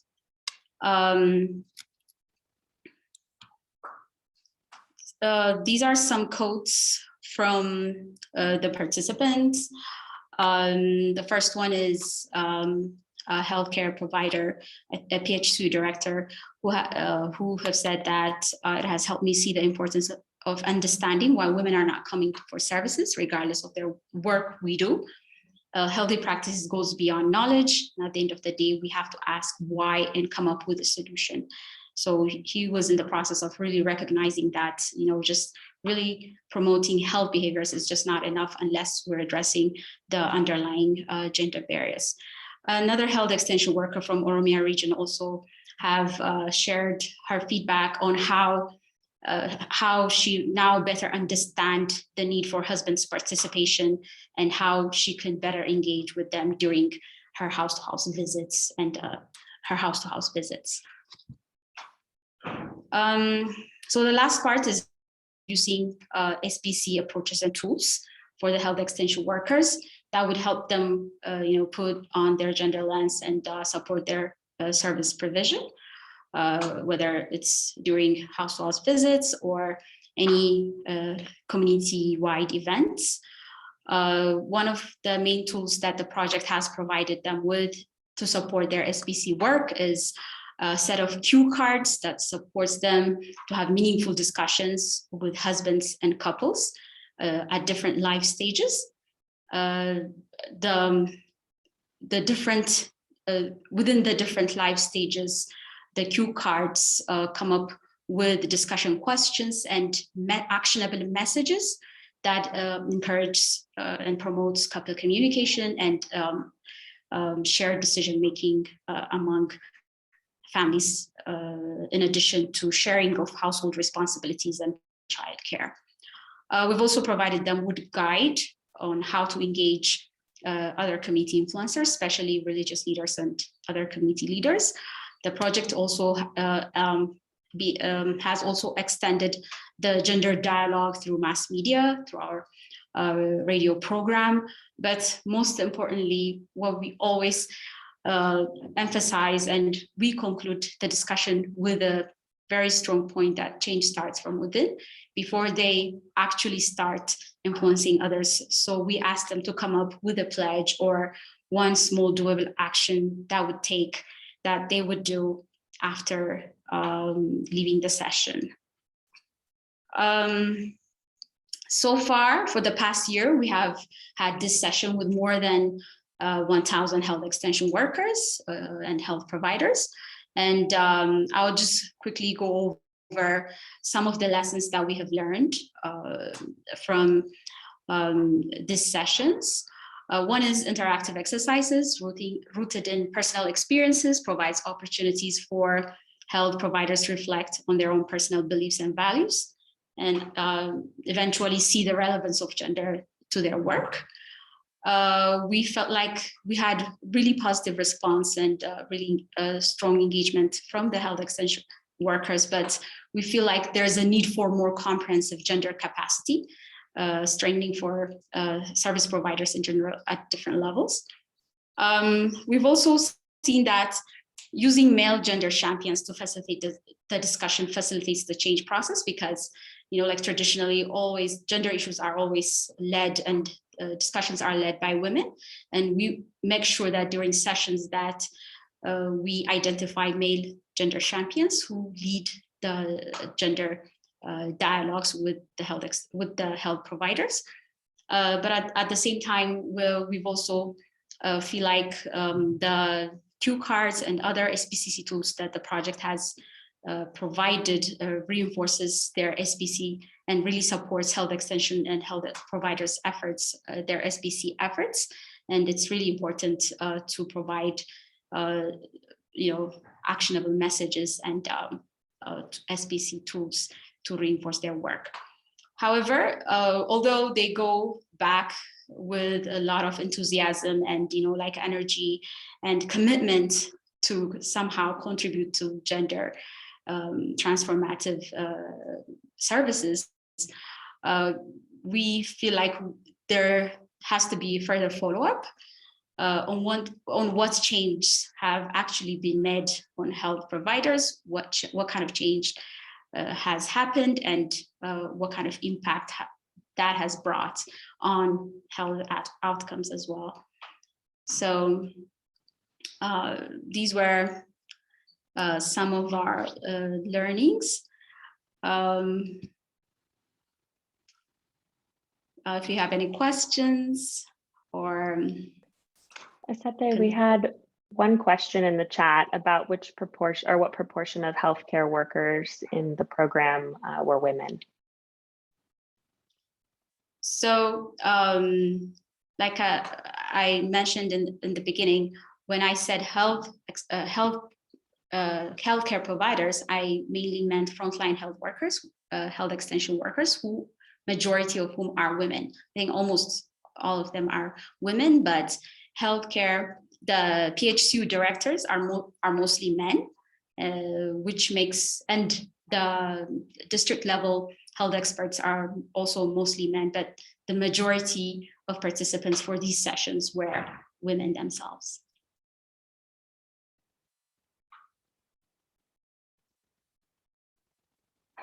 Any questions, thoughts?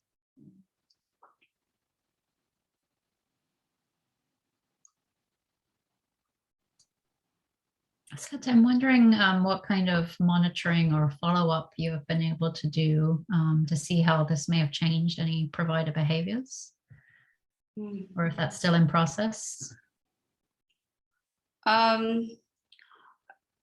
After we did the sessions, we've had multiple supportive supervision visits to health facilities and health posts to see how much of change has happened and to see the level of use with regards to the cue cards and other SBCC tools. And so we've had supportive supervisions, but we also have regular quarterly review meetings with the healthcare providers to really talk about their challenge, how they've used the tools, and what kind of change they've made in their work, not just in their work, but in their personal life as well in terms of gender. So the supportive supervision and mainly the quarterly review meetings were the main platforms to follow up. So just following on that, thanks again, Aset. That was a great presentation. In those quarterly supportive supervision meetings or elsewhere, have you identified, sort of both sides of the story, the success stories, and at the same time, can you pinpoint any examples of sort of adaptive management that you've used those meetings to say, oh, we did this and now we have to do it this way, something like that? So right now, the training has been conducted for the first half of the health extension workers for our project areas. So we're still capturing the learnings. We've seen that, like the sessions are very engaging, like people are very much interested in the discussion and the dialogues, but like it has to be translated into an action. So we may need to revise some of our cue cards depending on the learnings from our review meetings, but so far we're still in the process of really capturing the learnings and the experience of the health workers on how to implement the transformative approaches.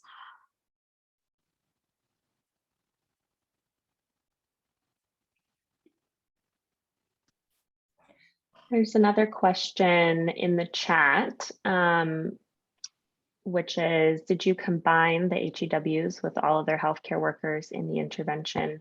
Wondering if conducting the dialogue separately helps in improving their communications with men in rural areas. Yes, it was combined.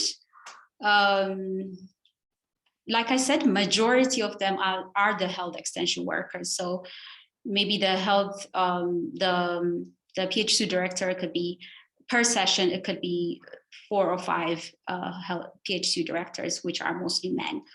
But somehow, like, yes, it may facilitate if they were separated, but it kind of also gave the discussion some flavor because we were able to see different perspectives from men and women at the same time.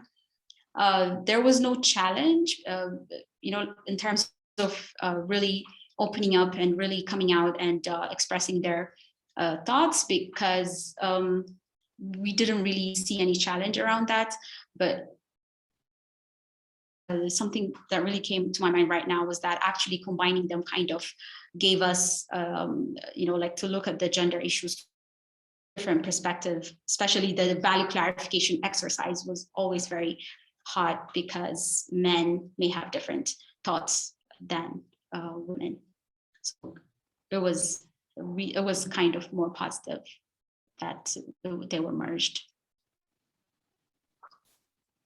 And there's another question as well about what the gender norm change objectives were. You mentioned couple communication, but were there any other changes or objectives that you aimed for? Yeah, so it was mainly aimed at, like nurturing couple communication, but at the same time, looking at the work burden women have in terms of household responsibilities and other engagements. So we wanted to show how men could better engage in household, if engaged better in household responsibilities and, like share other work, labor around the house and outside the house. Maybe they would have enough time because the workload really came out strong for women. From that is a barrier for women to access services, especially during their pregnancy or as parents of young children. So in addition to the couple communication, we're promoting for husbands or partners to be more participating in household responsibilities and child care and family health as a whole. So that, RMSH, or when it comes to reproductive and maternal and child health, it's not always about women, but it's also about men. We wanted to highlight on that.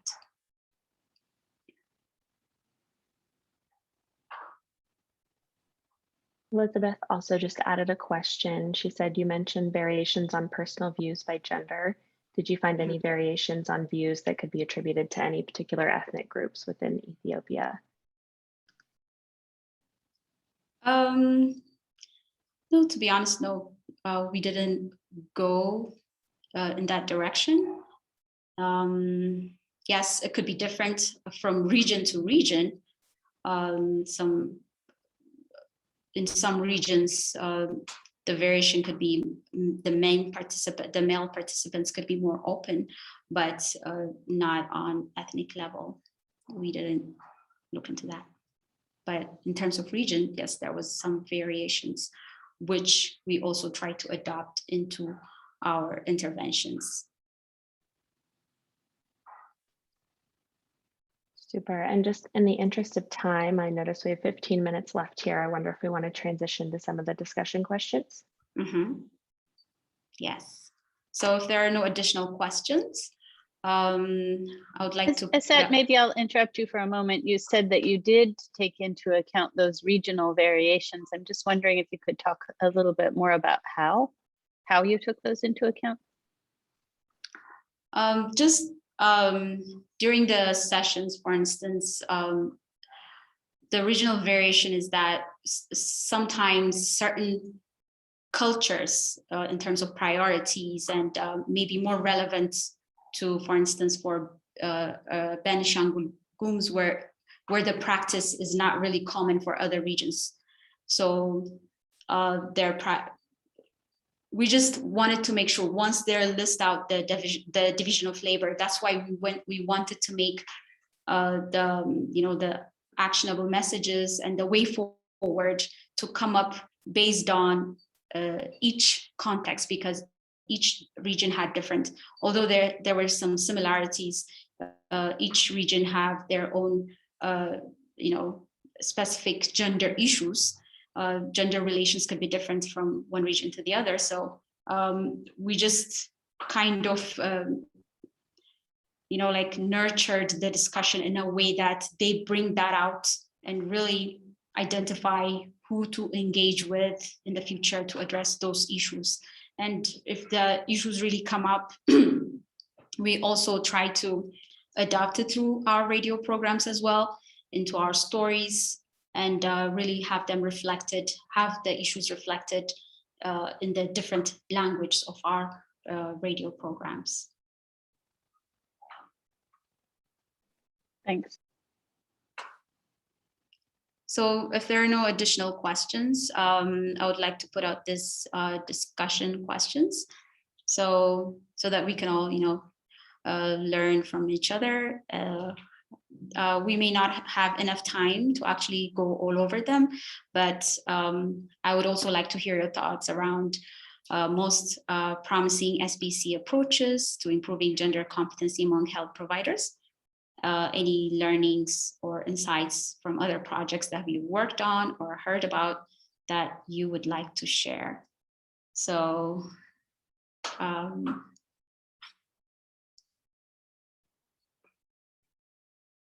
you have any thoughts, any similar projects or activities that was done in other countries, or something you have heard before, you want to reflect on, please. I encourage you. Janine, did you want to say more about the tool that you're working on with Data for Impact? Hi, sure. Yes, thank you. So Data for Impact has been working on developing a tool to assess gender competency in family planning providers, and it's really based on a training curriculum that HRH 2030 developed. I think one of their countries that they piloted their training in was Ethiopia, actually. And they have just released that. So that, and I think they're looking for feedback actually on the training curriculum. And so we have put together a tool that can be used. We have worked in Ghana so far to do some cognitive interviewing with providers to test the measures. And we're now moving to Uganda to do some similar work. And then we'll make the updates to the tool and hopefully release it next year. So that may be one thing that can be used to help monitor outcomes, you know, before and after some of your SBC interventions. It could be also potentially used intermittently to see if, you know, the outcomes are sustained over time as well. So thank you. Great.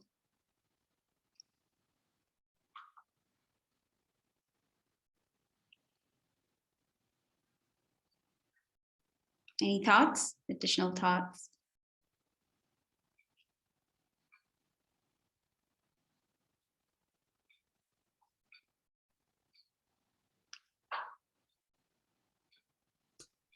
People can feel free to just come off mute and talk.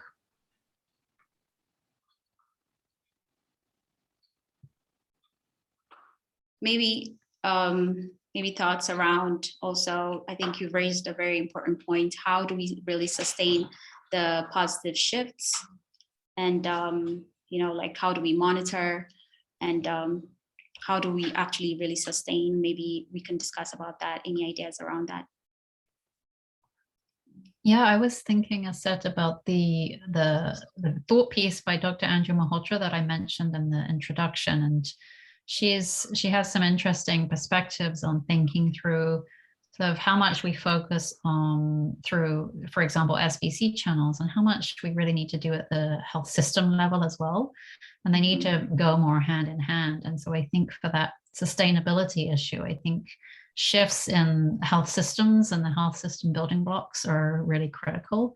And I'm not a health system strengthening person, so I don't know all those blocks off the top of my head, but I know that, you know, the health workers are just one piece of the puzzle. And so, you know, I think these kinds of efforts are essential and important to think through those sort of individual attitudes and behaviors, and that certainly impacts, you know, interactions with clients and health outcomes. But I wonder, you know, what more can we all as sort of health and public health workers and professionals could do to do that gender integration at the health system level, and what does that look like? So I think she was sort of really just making a call for us to think through the systemic factors that are at play and how that can limit, you know, any efforts that we make at a more individual or a sort of clinic level. Yeah. Yeah, I think that's a great point too, because, you know, just focusing on an individual level would not bring much of, it will contribute to the change process, but like you said, unless it's, you know, like constitutionalized or, you know, integrated at system level, it may not be as impactful. As I've tried to share towards the beginning of the presentation, like the provider behavior is actually really influenced by different factors beyond their own biases and, you know, beyond their own beliefs. It's also about infrastructure. It's also about the management and other pieces that also need to come together to actually see the change. Yes, that's a great point, Joanna. I see Gail has her hand up. Do you want to speak, Gail? Joanna, yeah, I mean, I don't have any answers. I just have more questions. I think thinking about how norm change takes a long time to happen and sort of thinking about the steps or the pathway to gender norm change. You know, we do know that norms are usually set and reinforced by what we call reference groups, which are usually, you know, a small group of people who really hold the power and get to kind of set the rules of the game, so to speak. And so knowing that about norm change in general, I'm just wondering, how do you break down some of these questions to really try and get to those who have the power to reset or shift the norm and the attitudes, you know, whether it's at the healthcare system level, as you were saying, or more broadly, culturally speaking, when you think about households and what you were saying earlier about women's workloads at home and things like this. I'm just wondering if you've kind of looked at that end of the sort of theory of change, so to speak, to figure out who's in these reference groups and how might we work with them to try and get big change. Thanks. Yes, that's a great point too. Maybe I could bounce it back to other participants who would like to reflect on that. I don't want to take on all the. Hi, this is Gudda. Can I say something? Sure, Gudda. Thank you very much. So in terms of the third point, particularly sustaining positive shift among service provider, one thing is the service providers are also from the community. So they are influenced by, they are part of the community, they are influenced by the gender norms in their areas. So that is one point, how we can, sustain those shifts is that is one point that we need to consider and a challenge. And the other thing is, in terms of my point, involving, the community itself as a driver of change. And also, they have to be, a kind of asking accountability for the healthcare system, so that if we include them in the system for gender shift or gender norms transformation, I think we'll be having a kind of sustained behavior among service providers. So engaging the community as they are part of the accountability system for the healthcare system, so that both the service provider and the community can, can have a kind of same goal, same attitude, knowledge, and practices. That is one point. And the other thing is gender, and one person mentioned this one, gender by itself has, multifaceted kind of, influences. It is influenced by religion, it influenced by, maybe some tradition cultures in specific ethnic groups. So we need to go through those details to address specific context in specific ethnic groups that may be influenced by gender or some traditional practice and whatever.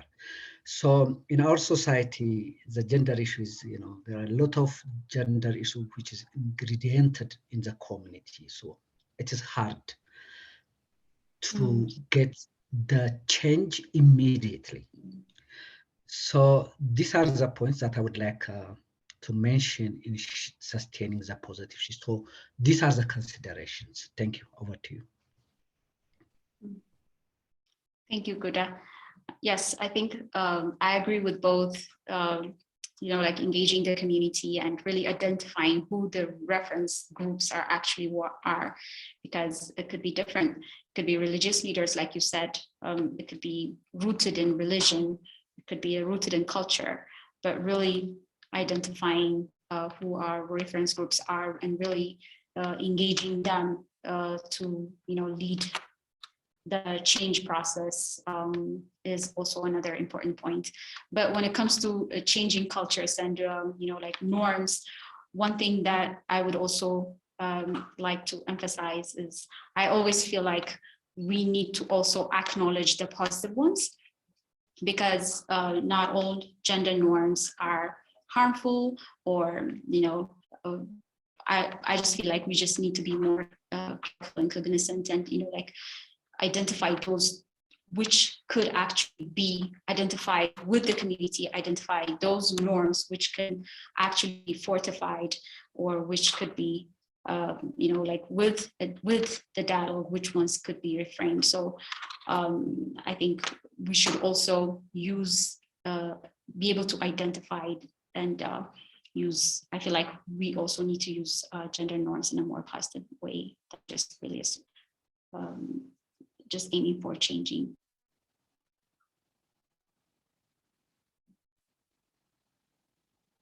Any other thoughts? I'm sorry if I don't see your hands. For some reason, my screen, I don't see participants. So Olivia, you can continue helping me with if I'm missing on anyone who would like to speak. Sure thing. I don't know that folks have been using the hand raise function. I think they're just coming off of mute, which is great. Okay, great. Great. We have about 30 seconds left, so I think any final thoughts, jump in, please, anyone. Any final thoughts?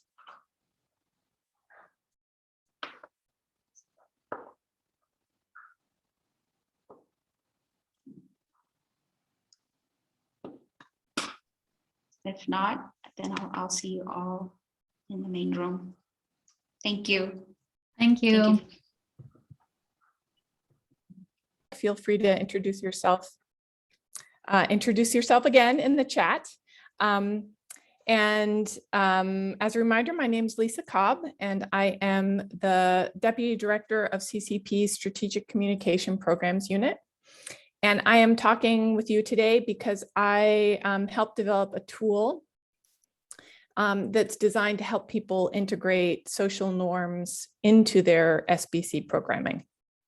So I'll be talking with you about that today. So I'll introduce that tool, talk about the process a little bit, and then we will have a discussion after that. Okay, so today in this breakout room, we're going to talk about how practitioners can feasibly integrate social and gender norms into social and behavior change programs. So that's our big question. We know it is critical to address social norms in social and behavior change programming. We all know this. We've been told, we recognize the importance, right? But how do we get there from here? So there's a real challenge for all of us, I think, with getting from this point of having a great SBC program and having the research we need on social norms, sort of formative research on our programs, and getting from that point all the way to having integrated that learning and that knowledge into our programs. And I've represented that with sort of a bowl of spaghetti here.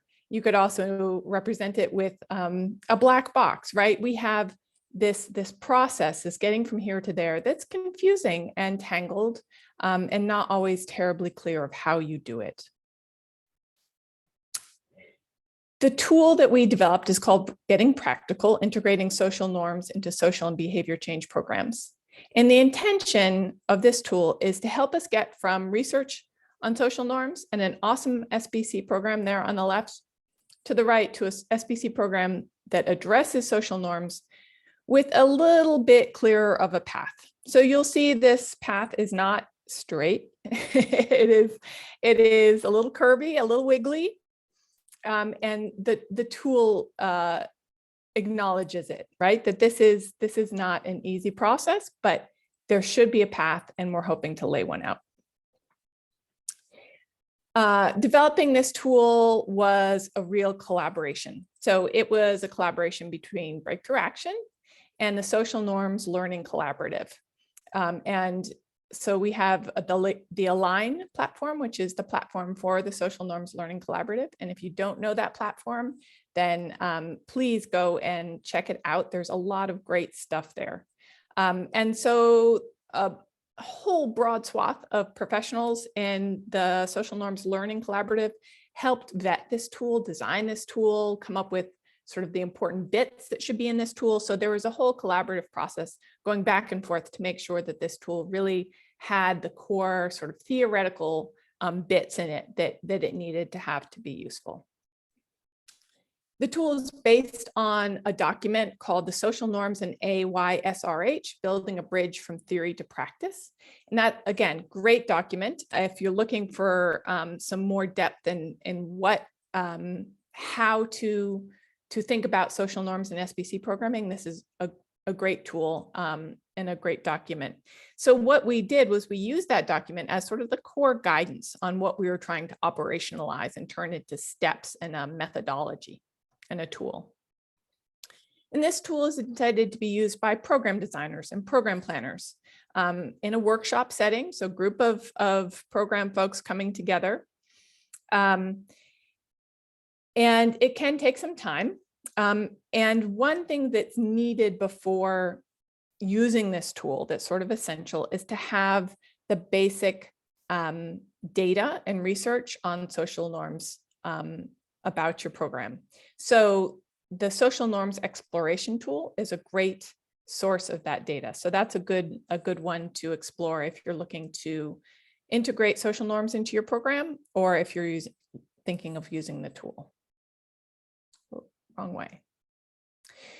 So this is sort of what the tool includes. It has 4 modules. The first one is understanding the norms that are impacting your program. So it takes sort of the outputs of research or of the social norms exploration tool and helps organize them and put them into a format that you can use for program design. So it's really understanding, framing, analyzing the norms to get yourself together to understand what those norms are. The second module is about consulting the community. So one of the premises of this tool is that the community gets to decide what they would like to do with their own norms, that it's not for us as program designers, program planners, and implementers to come in and say this norm should be changed, or we want to use the norm this way, that the community gets to decide what is important to them and what priorities they have, and how they would like their norms to be used in terms of programming or not. So there's a process built in to do that community consultation. Then it goes into module 3, which is designing or adapting the program, which is taking your project design and saying, now that I know what the norms are and how they influence program outcomes, and I know what the community would like to do and see, how does my project react? How do we change it? How do we adapt it? Or if it's brand new, how do we design it? And finally, there's a monitoring plan. So there's a section on how to then adapt your monitoring plan with social norms in mind and the new adaptations. Oh, I should add that it's pretty intense, right? That's a lot of modules. That's a lot of work. It takes some time. 3 or 4 day workshop is probably about right. So this tool has been under development for some time now. I'd say a year and a half we've been working on it. Over the summer, it was pilot tested, and the Learning Collaborative recruited two different teams to pilot this in their work. And the feedback was really different from these 2 different teams. It was fabulous to get sort of these 2 ends of the spectrum. One team had experience with social norms, and they had a facilitator with expertise in social norms. That team went through the tool and said it worked well, it was helpful, provided guidance and structure for integrating social norms into their program. They had edits and helpful commentary, and we'll integrate those into the tool. Basically, though, they said, yeah, this tool is, hits the mark. Team number 2 was new to social norms and facilitated by a staff member who didn't have social norms expertise yet. I think after going through this, they probably do. And their feedback was, didn't make it through module 1. The terms were confusing. Help. This is not a useful tool for a team like us. So we've taken that pilot testing and we are doing a version 2 of getting practical. And because of that kind of feedback, we're taking two pathways here. One of them is to just edit the Getting Practical guide as it is, to make it better, but to basically revise the guidance to say, yeah, you need a facilitator with social norms expertise to facilitate this. And then we're developing a Getting Practical Light that's basically just a couple of slide decks that walk you through some of those first steps in module 1 to make it a shorter introduction to how to integrate social norms into your programs and how to think about it. It's not going to get you all the way to integrating social norms into programming, but it really is designed to increase your understanding so that you're better prepared to think about social norms in SBC. All right, so that is the little overview of Getting Practical. And now what I'd like to do is just see if there are any questions about the presentation or the tool, just practical stuff, and then we'll go into a discussion. And I think there are about, let's see, 22 of us. I think we can say then that you can just unmute yourself and talk. Please, be respectful of each other and give each other space to talk, but we will go with the unmute yourself and talk when you have something to say. So why don't I just open it up for questions at this point?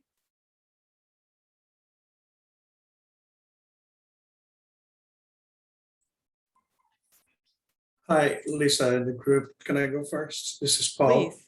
Hi, Paul. I hope you can hear me.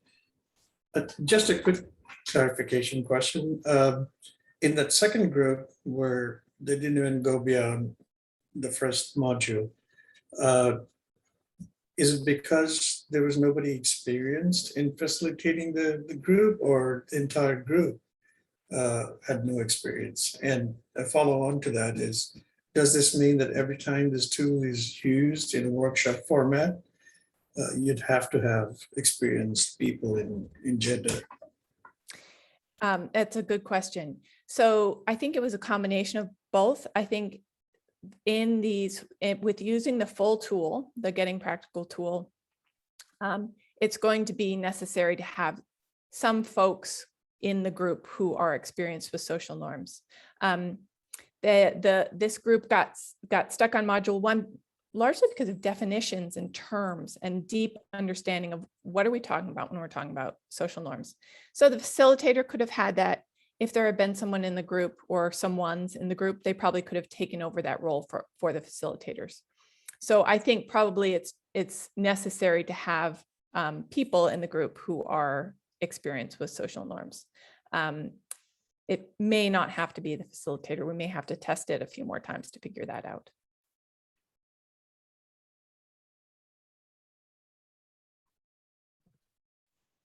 There are questions? Hi, I had a question. Hi. I have not used it directly, but have read it a few times through and was really interested to see how, I guess it is in module 1 still, the norm behavior mapping table. Mm-hmm. And under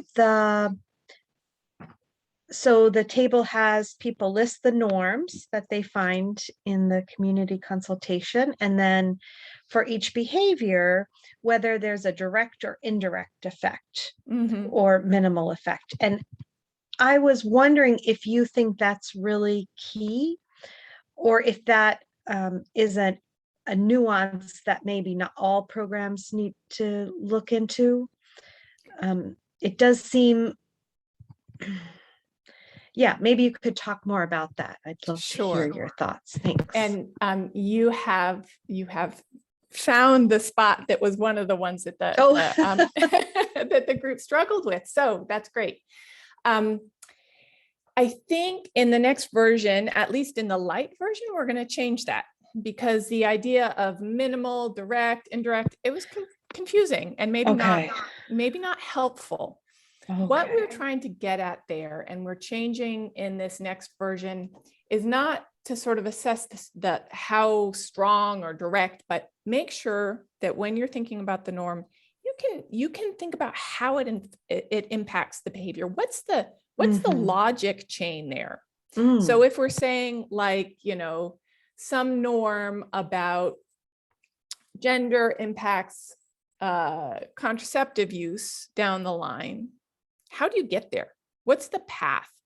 And if that norm impacts some behavior over here, and then that behavior over there impacts this attitude over here, and that attitude impacts that behavior, right? If you've got a whole bunch of steps in a chain between the norm and the behavior, and you want to impact that behavior, that's your outcome, well, maybe you need to think about whether it's a good investment to be using that norm or trying to shift that norm. Maybe you need to be aware of that norm or other things.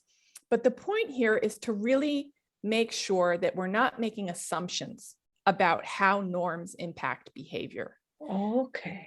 And so that to have a team just think, right? So really the point of that is have a team think deeply about the path between a norm and an outcome. Oh, thank you. Yeah, that's nice. Any other questions? Lisa, this is Gail Snetro. I'm just got a quick question, and hi. Hi, how are you? Thank Good, you. thanks. This is really a great initiative, and trying to understand and unpack the spaghetti that happens between is a valiant thing to be done. And I'm just quickly looking at the tool right now, and I'm so excited to see the community consultation, and wondering if you could speak a little bit to how we might have to prepare for those community consultations. Of course, it's kind of like, what end of the elephant are you speaking to might influence and will influence how various communities within a community might look at social norms and what needs to be changed. So if you're speaking with a group of traditional elder men, that conversation might look very different than maybe a group of women who are working on kind of reproductive health rights in the community. So I'm wondering if you have any thoughts on how to best organize that community consultation so you get a kind of a dialogue of knowledge and harmonization. Yeah. Prioritization. Absolutely. And I guess my first response would be, it's hard. I think it's going to be hard. So the first thought is that programs should have some process for community consultation built in, we hope, so that, and if a project doesn't have a methodology for community consultation, isn't used to it, maybe take a little step back and think about that and explore some of the resources specifically on community consultation, because this is a tough one. So entering in here, like as this is your first community consultation, would be hard. So I hope that people explore that as an element for programs. But then you enter into the sort of the dynamics of power, right? So if you are thinking about, if you were thinking about social norms that have elements of power, control, where one group is wanting to shift those or wanting to make change, if you're talking about social norms around youth and sexuality, right? Then there are people who will have very different feelings about that, as you mentioned, Gail. So I think identifying who within the community has a stake, who is likely to be supportive and who is likely to be in opposition, and hearing from them. And so I guess it's I would suggest anyways, having a real thoughtful process of identifying who is going to gain, who is going to lose, who has power, who does not. And sometimes having a project that is going to make changes in social norms is going to be disruptive. And I think we have to think long and hard before doing that, and have support for doing that. even if it's not sort of with their traditional power holders. So I guess the short answer is it's really complicated. I'm glad you're thinking about the question. Thank you. All right, we got a little notice that we should be moving on to discussion. I think we sort of are there, right? But let me just put up the slides for discussion and we can continue on. I think, Gail, that last question really got to the core of question 1 about what are some of the challenges participants have faced in integrating norms into SBC programs. Community consultation and how you balance the competing desires of different stakeholders and different groups, especially with power, is important.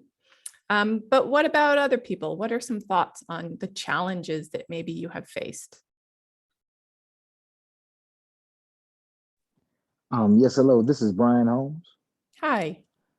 Hey, how you doing? Yeah, so one of the challenges that I think I faced and maybe people in my organization have faced is how do we avoid we're Westerners coming into your country telling you that your old ways are wrong and we need to change those ways more for it to be like us. How do we avoid that negative stigma of the Westerners coming in and trying to change the way of thinking and everything like that?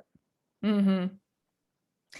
Yeah, do you have experience trying to do that and changing that dynamic a bit? Yes, I've been involved in a few trainings where we work with men who then go back into their villages to work with young boys, and it's a lot of behavior change, and how we want men to be allies and not perpetrators of sexual violence. And so a lot of the things that we bring up are somewhat different than how they normally think. So just how do we avoid we're coming in as Westerners and the way we do it is correct and the way you guys do it is somewhat wrong? How do we avoid that negative stigma? Right. Yeah, coming in as outsiders to a community and saying your social norms are wrong and we want you to change them exactly. Pretty harmful, right? So how can we address social norms or help communities address social norms from their own starting point and not from ours? Does anyone have any helpful advice for Brian? Any thoughts on how that might be done? This is Lisa Mwaikambo. I've always been a huge fan of the Africa Transformation tool, or there was the Arab Women Speak Out tool before that, in the sense of very much using kind of the positive deviance approach in stories of real people about how they've overcome certain kind of gender or social norm biases to then live a more, productive life. So for instance, when I was working in Malawi, I can think of 2 stories in particular, and they were displayed either in video, like interview, you could listen to them via like a radio spot, or you could read the story and then you'd have a facilitated discussion. And one of the stories in Malawi was about a woman who was a truck driver for one of those big rig gasoline trucks, I think, or patrol trucks, and how that was very much kind of not in line, but like how she decided to get there and what support she had, but what challenges she had to face and what this job has meant for her family. And then there was another one about an HIV discordant couple, and the wife had HIV positive, but the man was negative, and like how they've remained together, what kind of community pressures they've felt.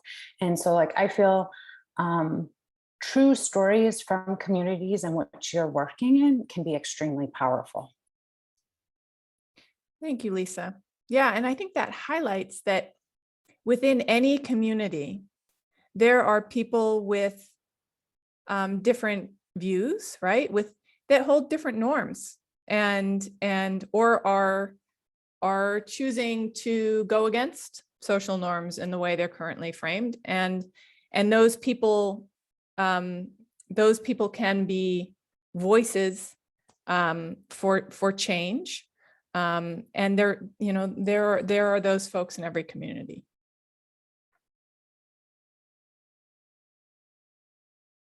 Does anyone else have thoughts on challenges or responses to either Brian or Lisa? This is Paul again.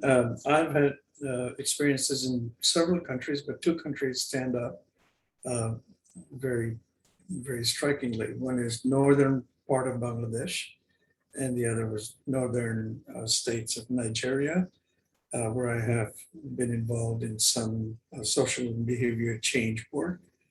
I found that some of these countries and communities are very leader oriented. And of course, we need to talk to individuals and the community members at large. But the leaders, if they can be persuaded into the norms and practices that are healthful behaviors, then they can largely influence their communities, and the communities listen to them.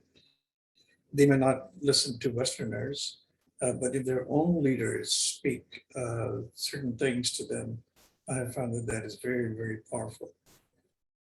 That's not to say that we don't talk to the regular community members themselves. We do need to have multiple approaches, but the leaders are strikingly very, very strong in making influences. They can make or break a program. Thank you, Paul. Yeah, that's a great point. And I think it gets to, when we're thinking about social norms and programming, what are the programmatic implications, right? So if we know that that leaders shape social norms or enforce social norms, maybe they're a reference group, right? One of these groups that help people know what is or isn't normative and enforce rewards or sanctions for adhering to or violating norms. So if we know that leaders are in those roles and that people listen to them and look to them, then programmatically, when we look at social norms, maybe leaders modeling a different norm or modeling a norm in a new way or talking about the norm can be incredibly influential. So that gets from Paul's gone from the what are our norms to the core and meat of this tool, which is how do we make that useful for a program context? Do other people have thoughts on sort of taking what you know about norms to a programmatic context? How have you done that? How have you used what you know about norms for programming?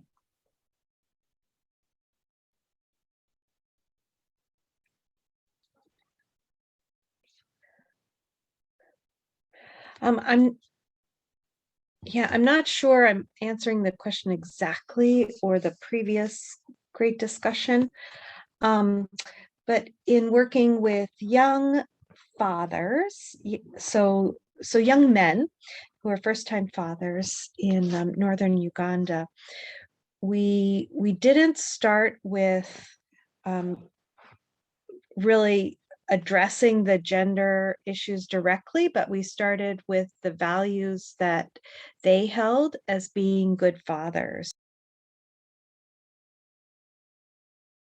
So I started the discussions and the mentorship with older men in the communities through their own values. They really desire to be better fathers. And then that was an entry point to get to the deeper gender and power and violence norms.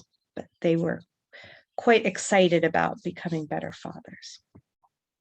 Yeah, thank you. I think, oftentimes when we're thinking about health outcomes or, really devastating outcomes like violence, we can get really focused on norms that we perceive as negative, right? And that enable negative behavior and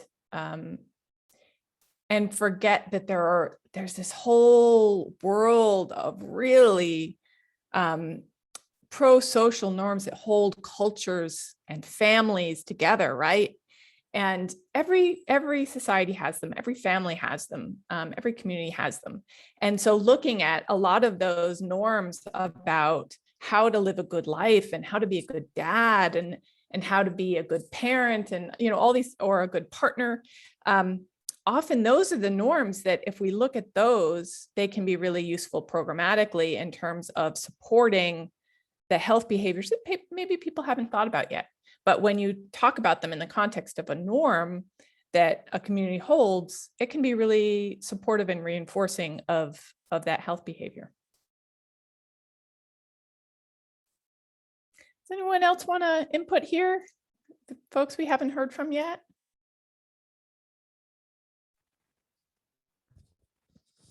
Yeah, hi, this is Dawood. Hi. Yeah. We actually, it's a great discussion. In fact, like, and you were referring to that reference group actually. So norms exist because, like, to whom I refer to is absolutely true. But we did a campaign for male involvement, and then we framed the message on, on immediate gains. It was for family planning, and then the campaign was on far-fetched benefits are always there. Like, if I have a small family, or if I have spacing, then I'll have benefits, but all of far-fetched. But the immediate gains, like, I'll have better romance if I use family planning. So it was it was on based on gender norms, and then we involved males in that. And when we measured the campaign, there were 31% of the males, the first-time parents, they used a contraceptive actually, and they never thought of. But we framed the message on immediate gains, and it worked. That's very impressive. Thank you for sharing that. Were there any challenges in figuring out how to use, sort of identify the norms that might influence behavior, or how to use them? Yeah, the problem we is all family planning is all for women, and then male have limited choices. That was the problem actually. But whether the female uses a contraceptive or a male uses a contraceptive, but both of them are going to have a good romance, good, then they can feel young or those kind of. So the campaign was husband wife, they maximize your love using using a contraceptive. So maximize your love life using a contraceptive. That was built on. So the challenge was, of course, reaching men, because they are during the daytime, they were away for work. So exposing with them with the messages was a challenge. So we did the campaign early in the morning, before 9 o'clock, and then in the evening after 4 o'clock in the evening.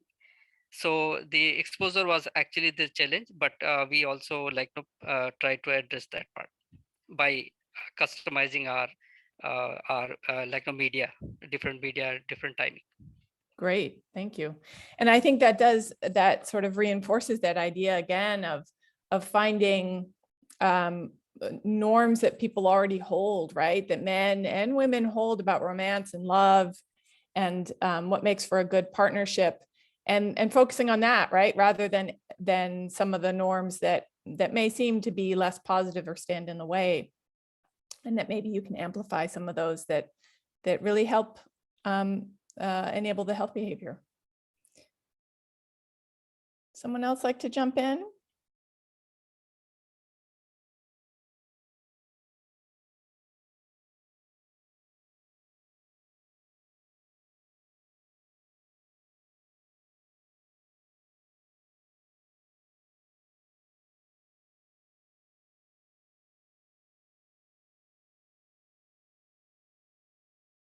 That second question there on the screen, how can family planning programs effectively utilize the Getting Practical tool to bridge the gap between formative research and implementation? I think that gets to this question of, has anyone tried looking at your research, formative research, the DHS or anything like that, and trying to get from that to understanding what your norms are?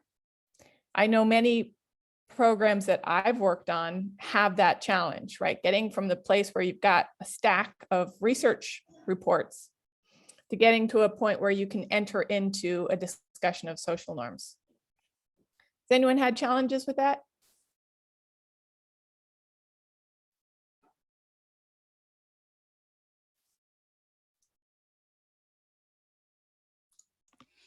Hi, this is Mohammed from Plan.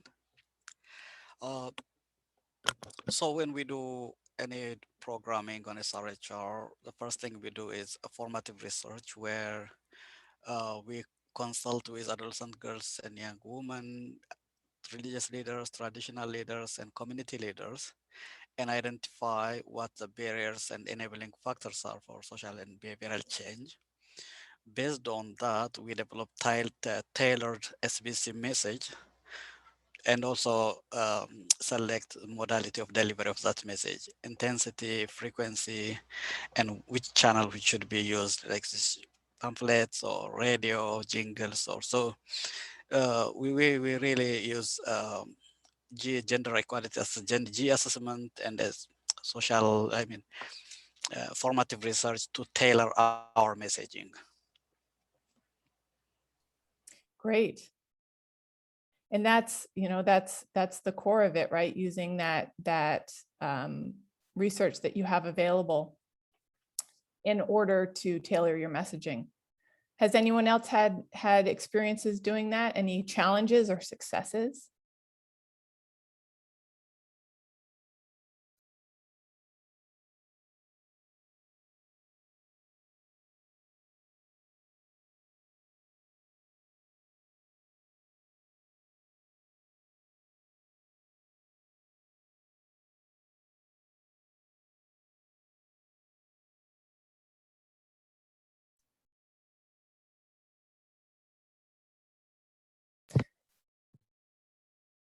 Were you going to speak, Lisa? Well, I was just going to say there was an earlier chat message about interested to get to the third question. If you don't Great, mind. thank you. Yes, absolutely. Anyone like to talk to the third question about measuring change? And I will read that. I'm sorry, I don't know what was going on with my screen share, but my presentation crashed. But that question was, how can this tool be used to measure progress or shifts in social and gender norms as they relate to FP outcomes, to family planning outcomes? Anyone want to speak to that? Yeah, just to clarify my question, we do gender transformative programming. And the challenge we have is, are we measuring at ultimate outcome level the change in condition and position of women and girls, or we measure sectoral change? Because sometimes we tend to say, okay, when we do SRHR message projects, we measure women's and girls empowerment as women and girls empowerment index. We have a composite indicator where we measure change, but that change is sometimes not translated into, for example, family planning service utilization. So how do we make sure that sometimes people will tell you what you want to hear when you do evaluation, but that's not translated into actual service utilization? So how do we balance the two, which are really measuring empowerment, or is that empowerment translated into behavioral change, reduction of adolescent pregnancy, or increase in family service utilization? So just want to hear from others what experience you have. Great. Thank you for clarifying that question. Yeah, there's a challenge between, you would need an awful large evaluation plan, right, to be able to measure all of those things. Do others have expertise, experience, thoughts on how that might work?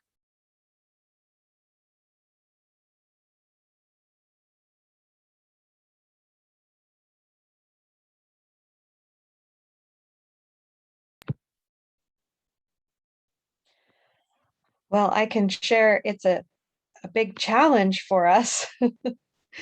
And I'm really glad this is coming up in the discussion, because I think for us all to build the evidence base, this is really critical to work out. In the nutrition space, we often go back to the Alive and Thrive Bangladesh studies that have nicely documented how social norms for child nutrition were measured.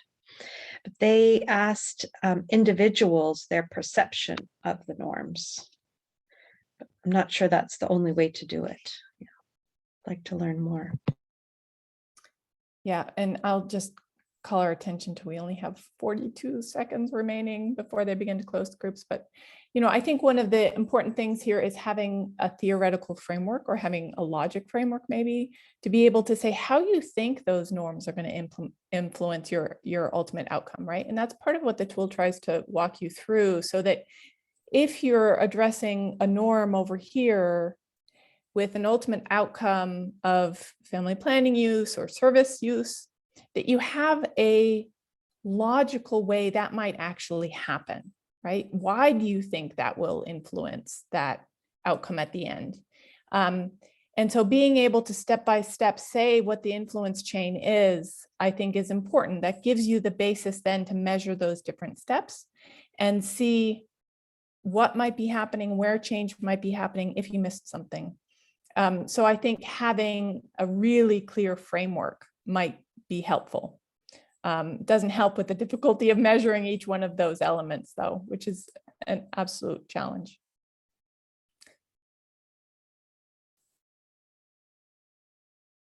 Anyone like to offer any last thoughts in our last 30 seconds? Anybody have a last thought or question?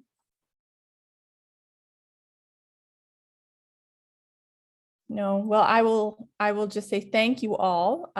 This is challenging. This tool is in the works and it's not perfect, but I hope you'll look at some of those resources and look at the tool and try it out, and we'll be out with a new version. Welcome back, everyone. Thank you. I hope we didn't cut off our DRC discussion there too harshly. And you were able to wrap up some of your final questions and comments. We are now going to hear back from the note taker in each group, who will just share 1 or 2 key takeaways from the discussion. I wonder if maybe we'll start with the DRC group. Yes, I can start us off. So in our discussion, we didn't have a robust discussion, unfortunately, but we did a high-level summary of the work that's being done in DRC, and hopefully some of you caught the end. We talked about the project that they did in the market, where they collected information to understand some of the barriers women are having in society, especially when it comes to accessing family planning.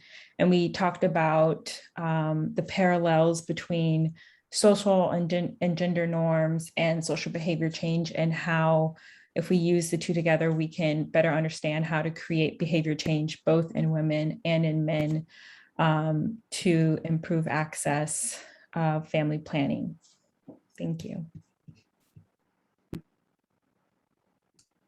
Thank you, Kendra. And I'll turn to Olivia to share a couple of key takeaways from the Ethiopia discussion. Sure, thanks, Joanna. So our group spent most of our time talking about our third question, which was how do we sustain positive shifts in providers' knowledge, attitudes, and practices to be more gender competent. We talked about the need to sort of further consider and how to integrate gender at the health systems level alongside interventions to shift HCP attitudes, knowledge, and practices. We also talked about how the gender norms influencing provider behavior are really coming from the community. And so the need to consider community gender norms as well when we're looking to shift how providers interact with clients from a gender perspective. We also talked about kind of hand in hand with that, how communities should be involved in driving the change process, and there need to be mechanisms in place for communities to hold health systems and providers accountable. We also talked about the importance of identifying specific reference groups and engaging them to lead in the change process as well, depending on who's most influential towards a specific group of people whose behaviors, knowledge, attitudes we're aiming to change around gender. We also talked about that changing norms really requires a long time horizon. So considering that that norms can be very entrenched and require time to change. And finally, the need to focus on identifying positive gender norms in addition to gender norms that we'd like to change, and to make sure that we're also focusing on the norms that are positive. Over. Super, thank you. And let's hear from the Getting Practical group.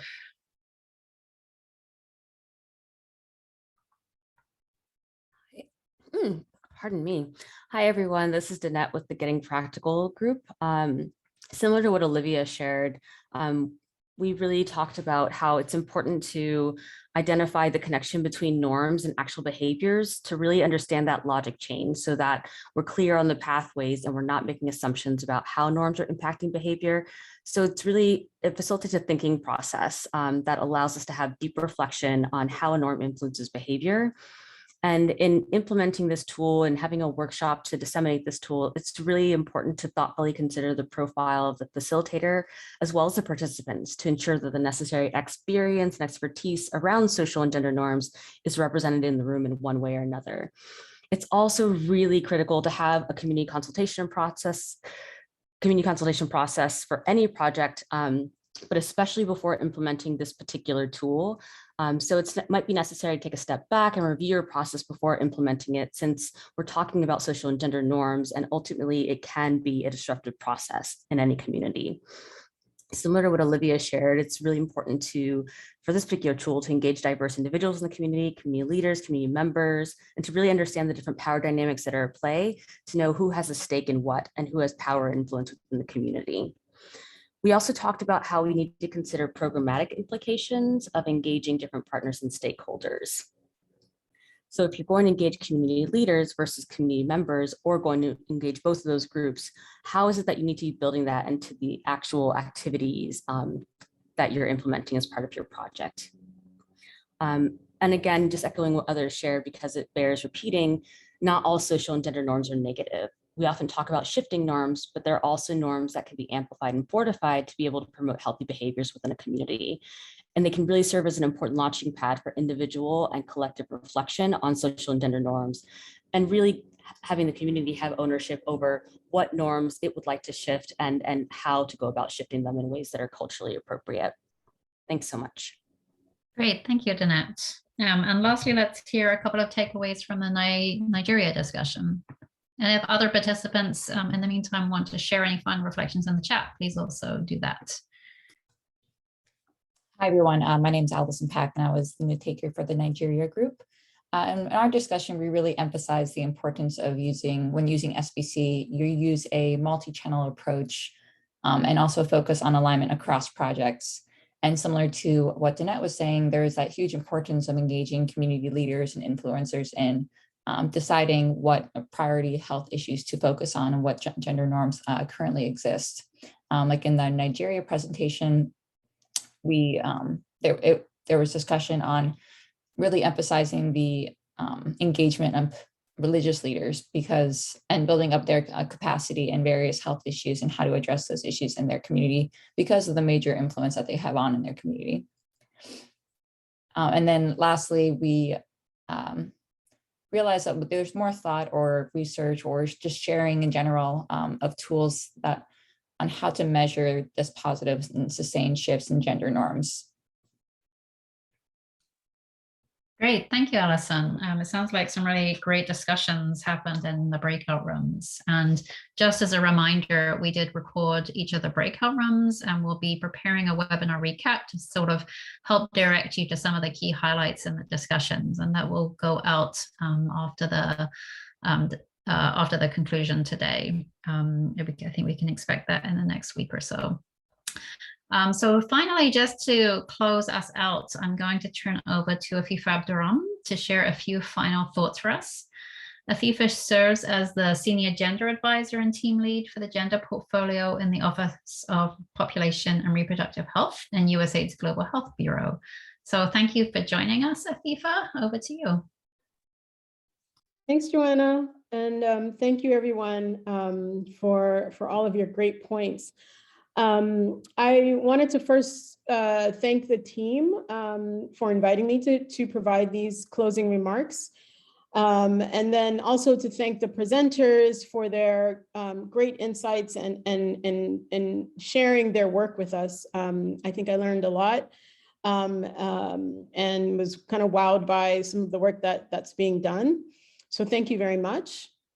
And so just very quickly, I thought I would share a bit of our priorities within in my particular office at USAID in the Population and Reproductive Health Office around gender, a few of my own takeaways, and then share some forward thinking about where and how we might be able to continue to address gender and social norms and the role that they play in furthering our health outcomes.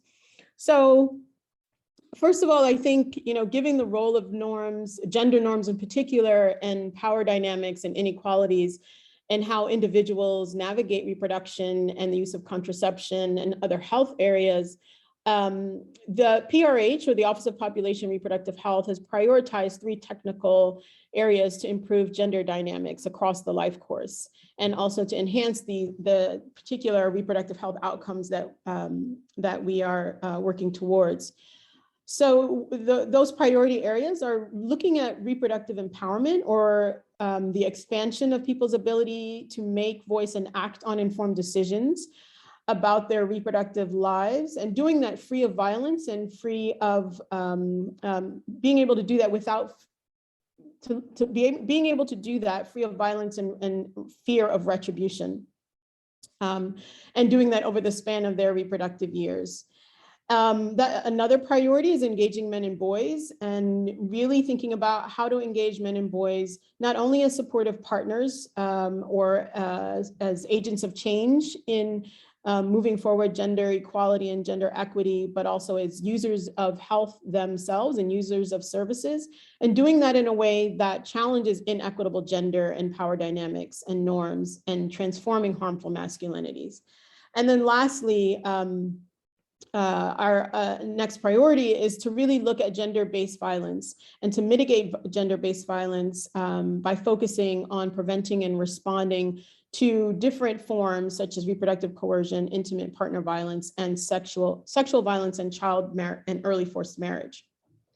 So I just wanted to provide that very brief overview to sort of give a context of where my comments are coming from and my takeaways, and what I sort of took away from the things that I heard during our discussion today. And as we know, gender and social norms are not just a factor of analysis and examination of social and behavior change activities, but it's also important to address in the context of service provision, in policy programming. So a lot of our work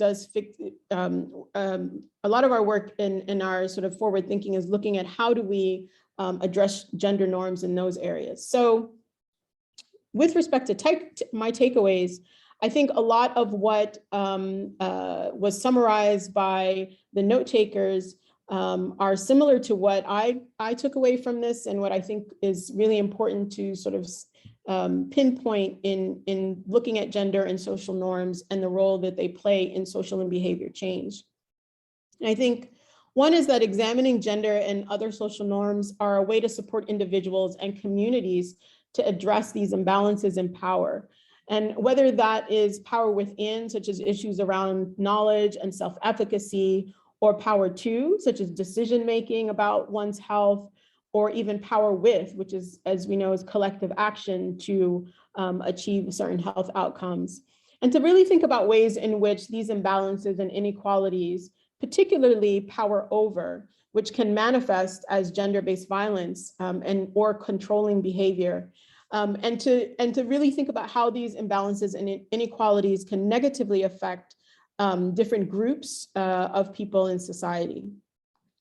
I think what I took away was also that exploring gender norms provides stakeholders with the opportunity to explore and challenge and discuss the benefits and the advantages, as well as the disadvantages or harms that these particular norms may present for different individuals and groups in society, and to really enable communities to work towards shifting norms, gender and social norms, and also these gender and social norms that act as drivers of these inequalities.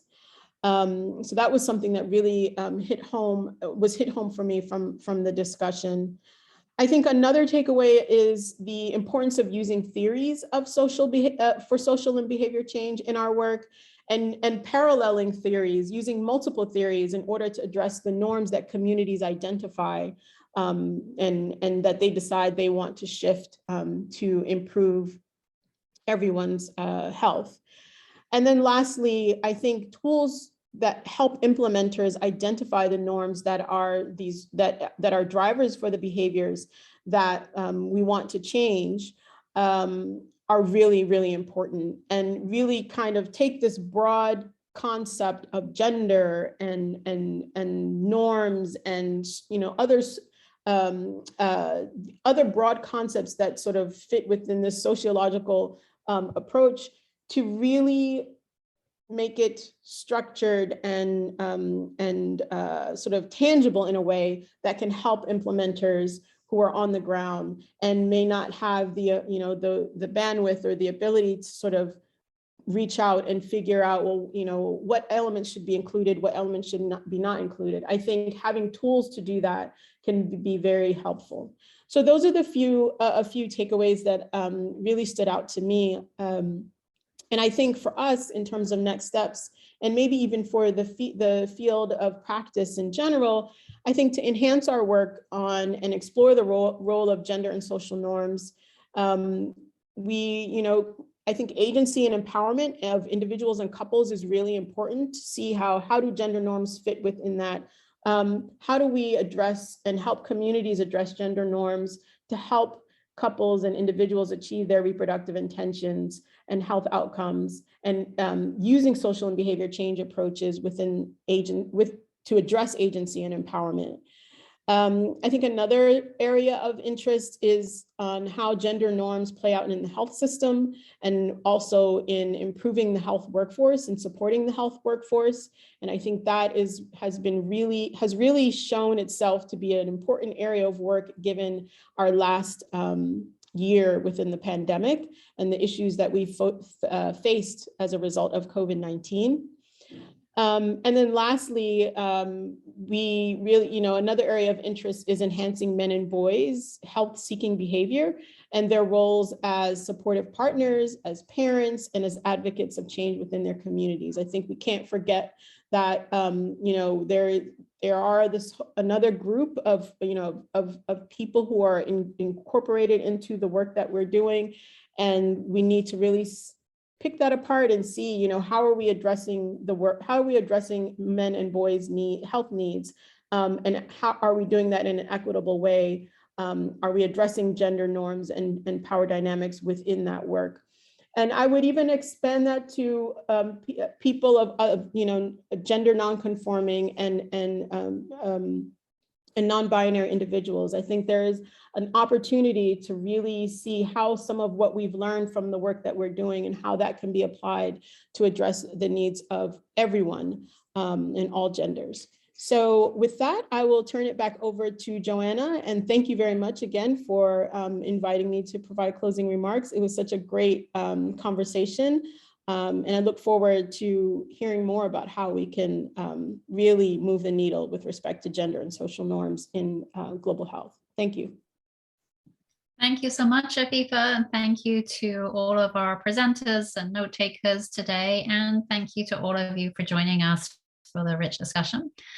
You will see a poll pop up on your screen, so just before you go, please let us know what you thought about the webinar so that we can be sure to make improvements in our future events as well. So enjoy the rest of your day, and thank you for joining us.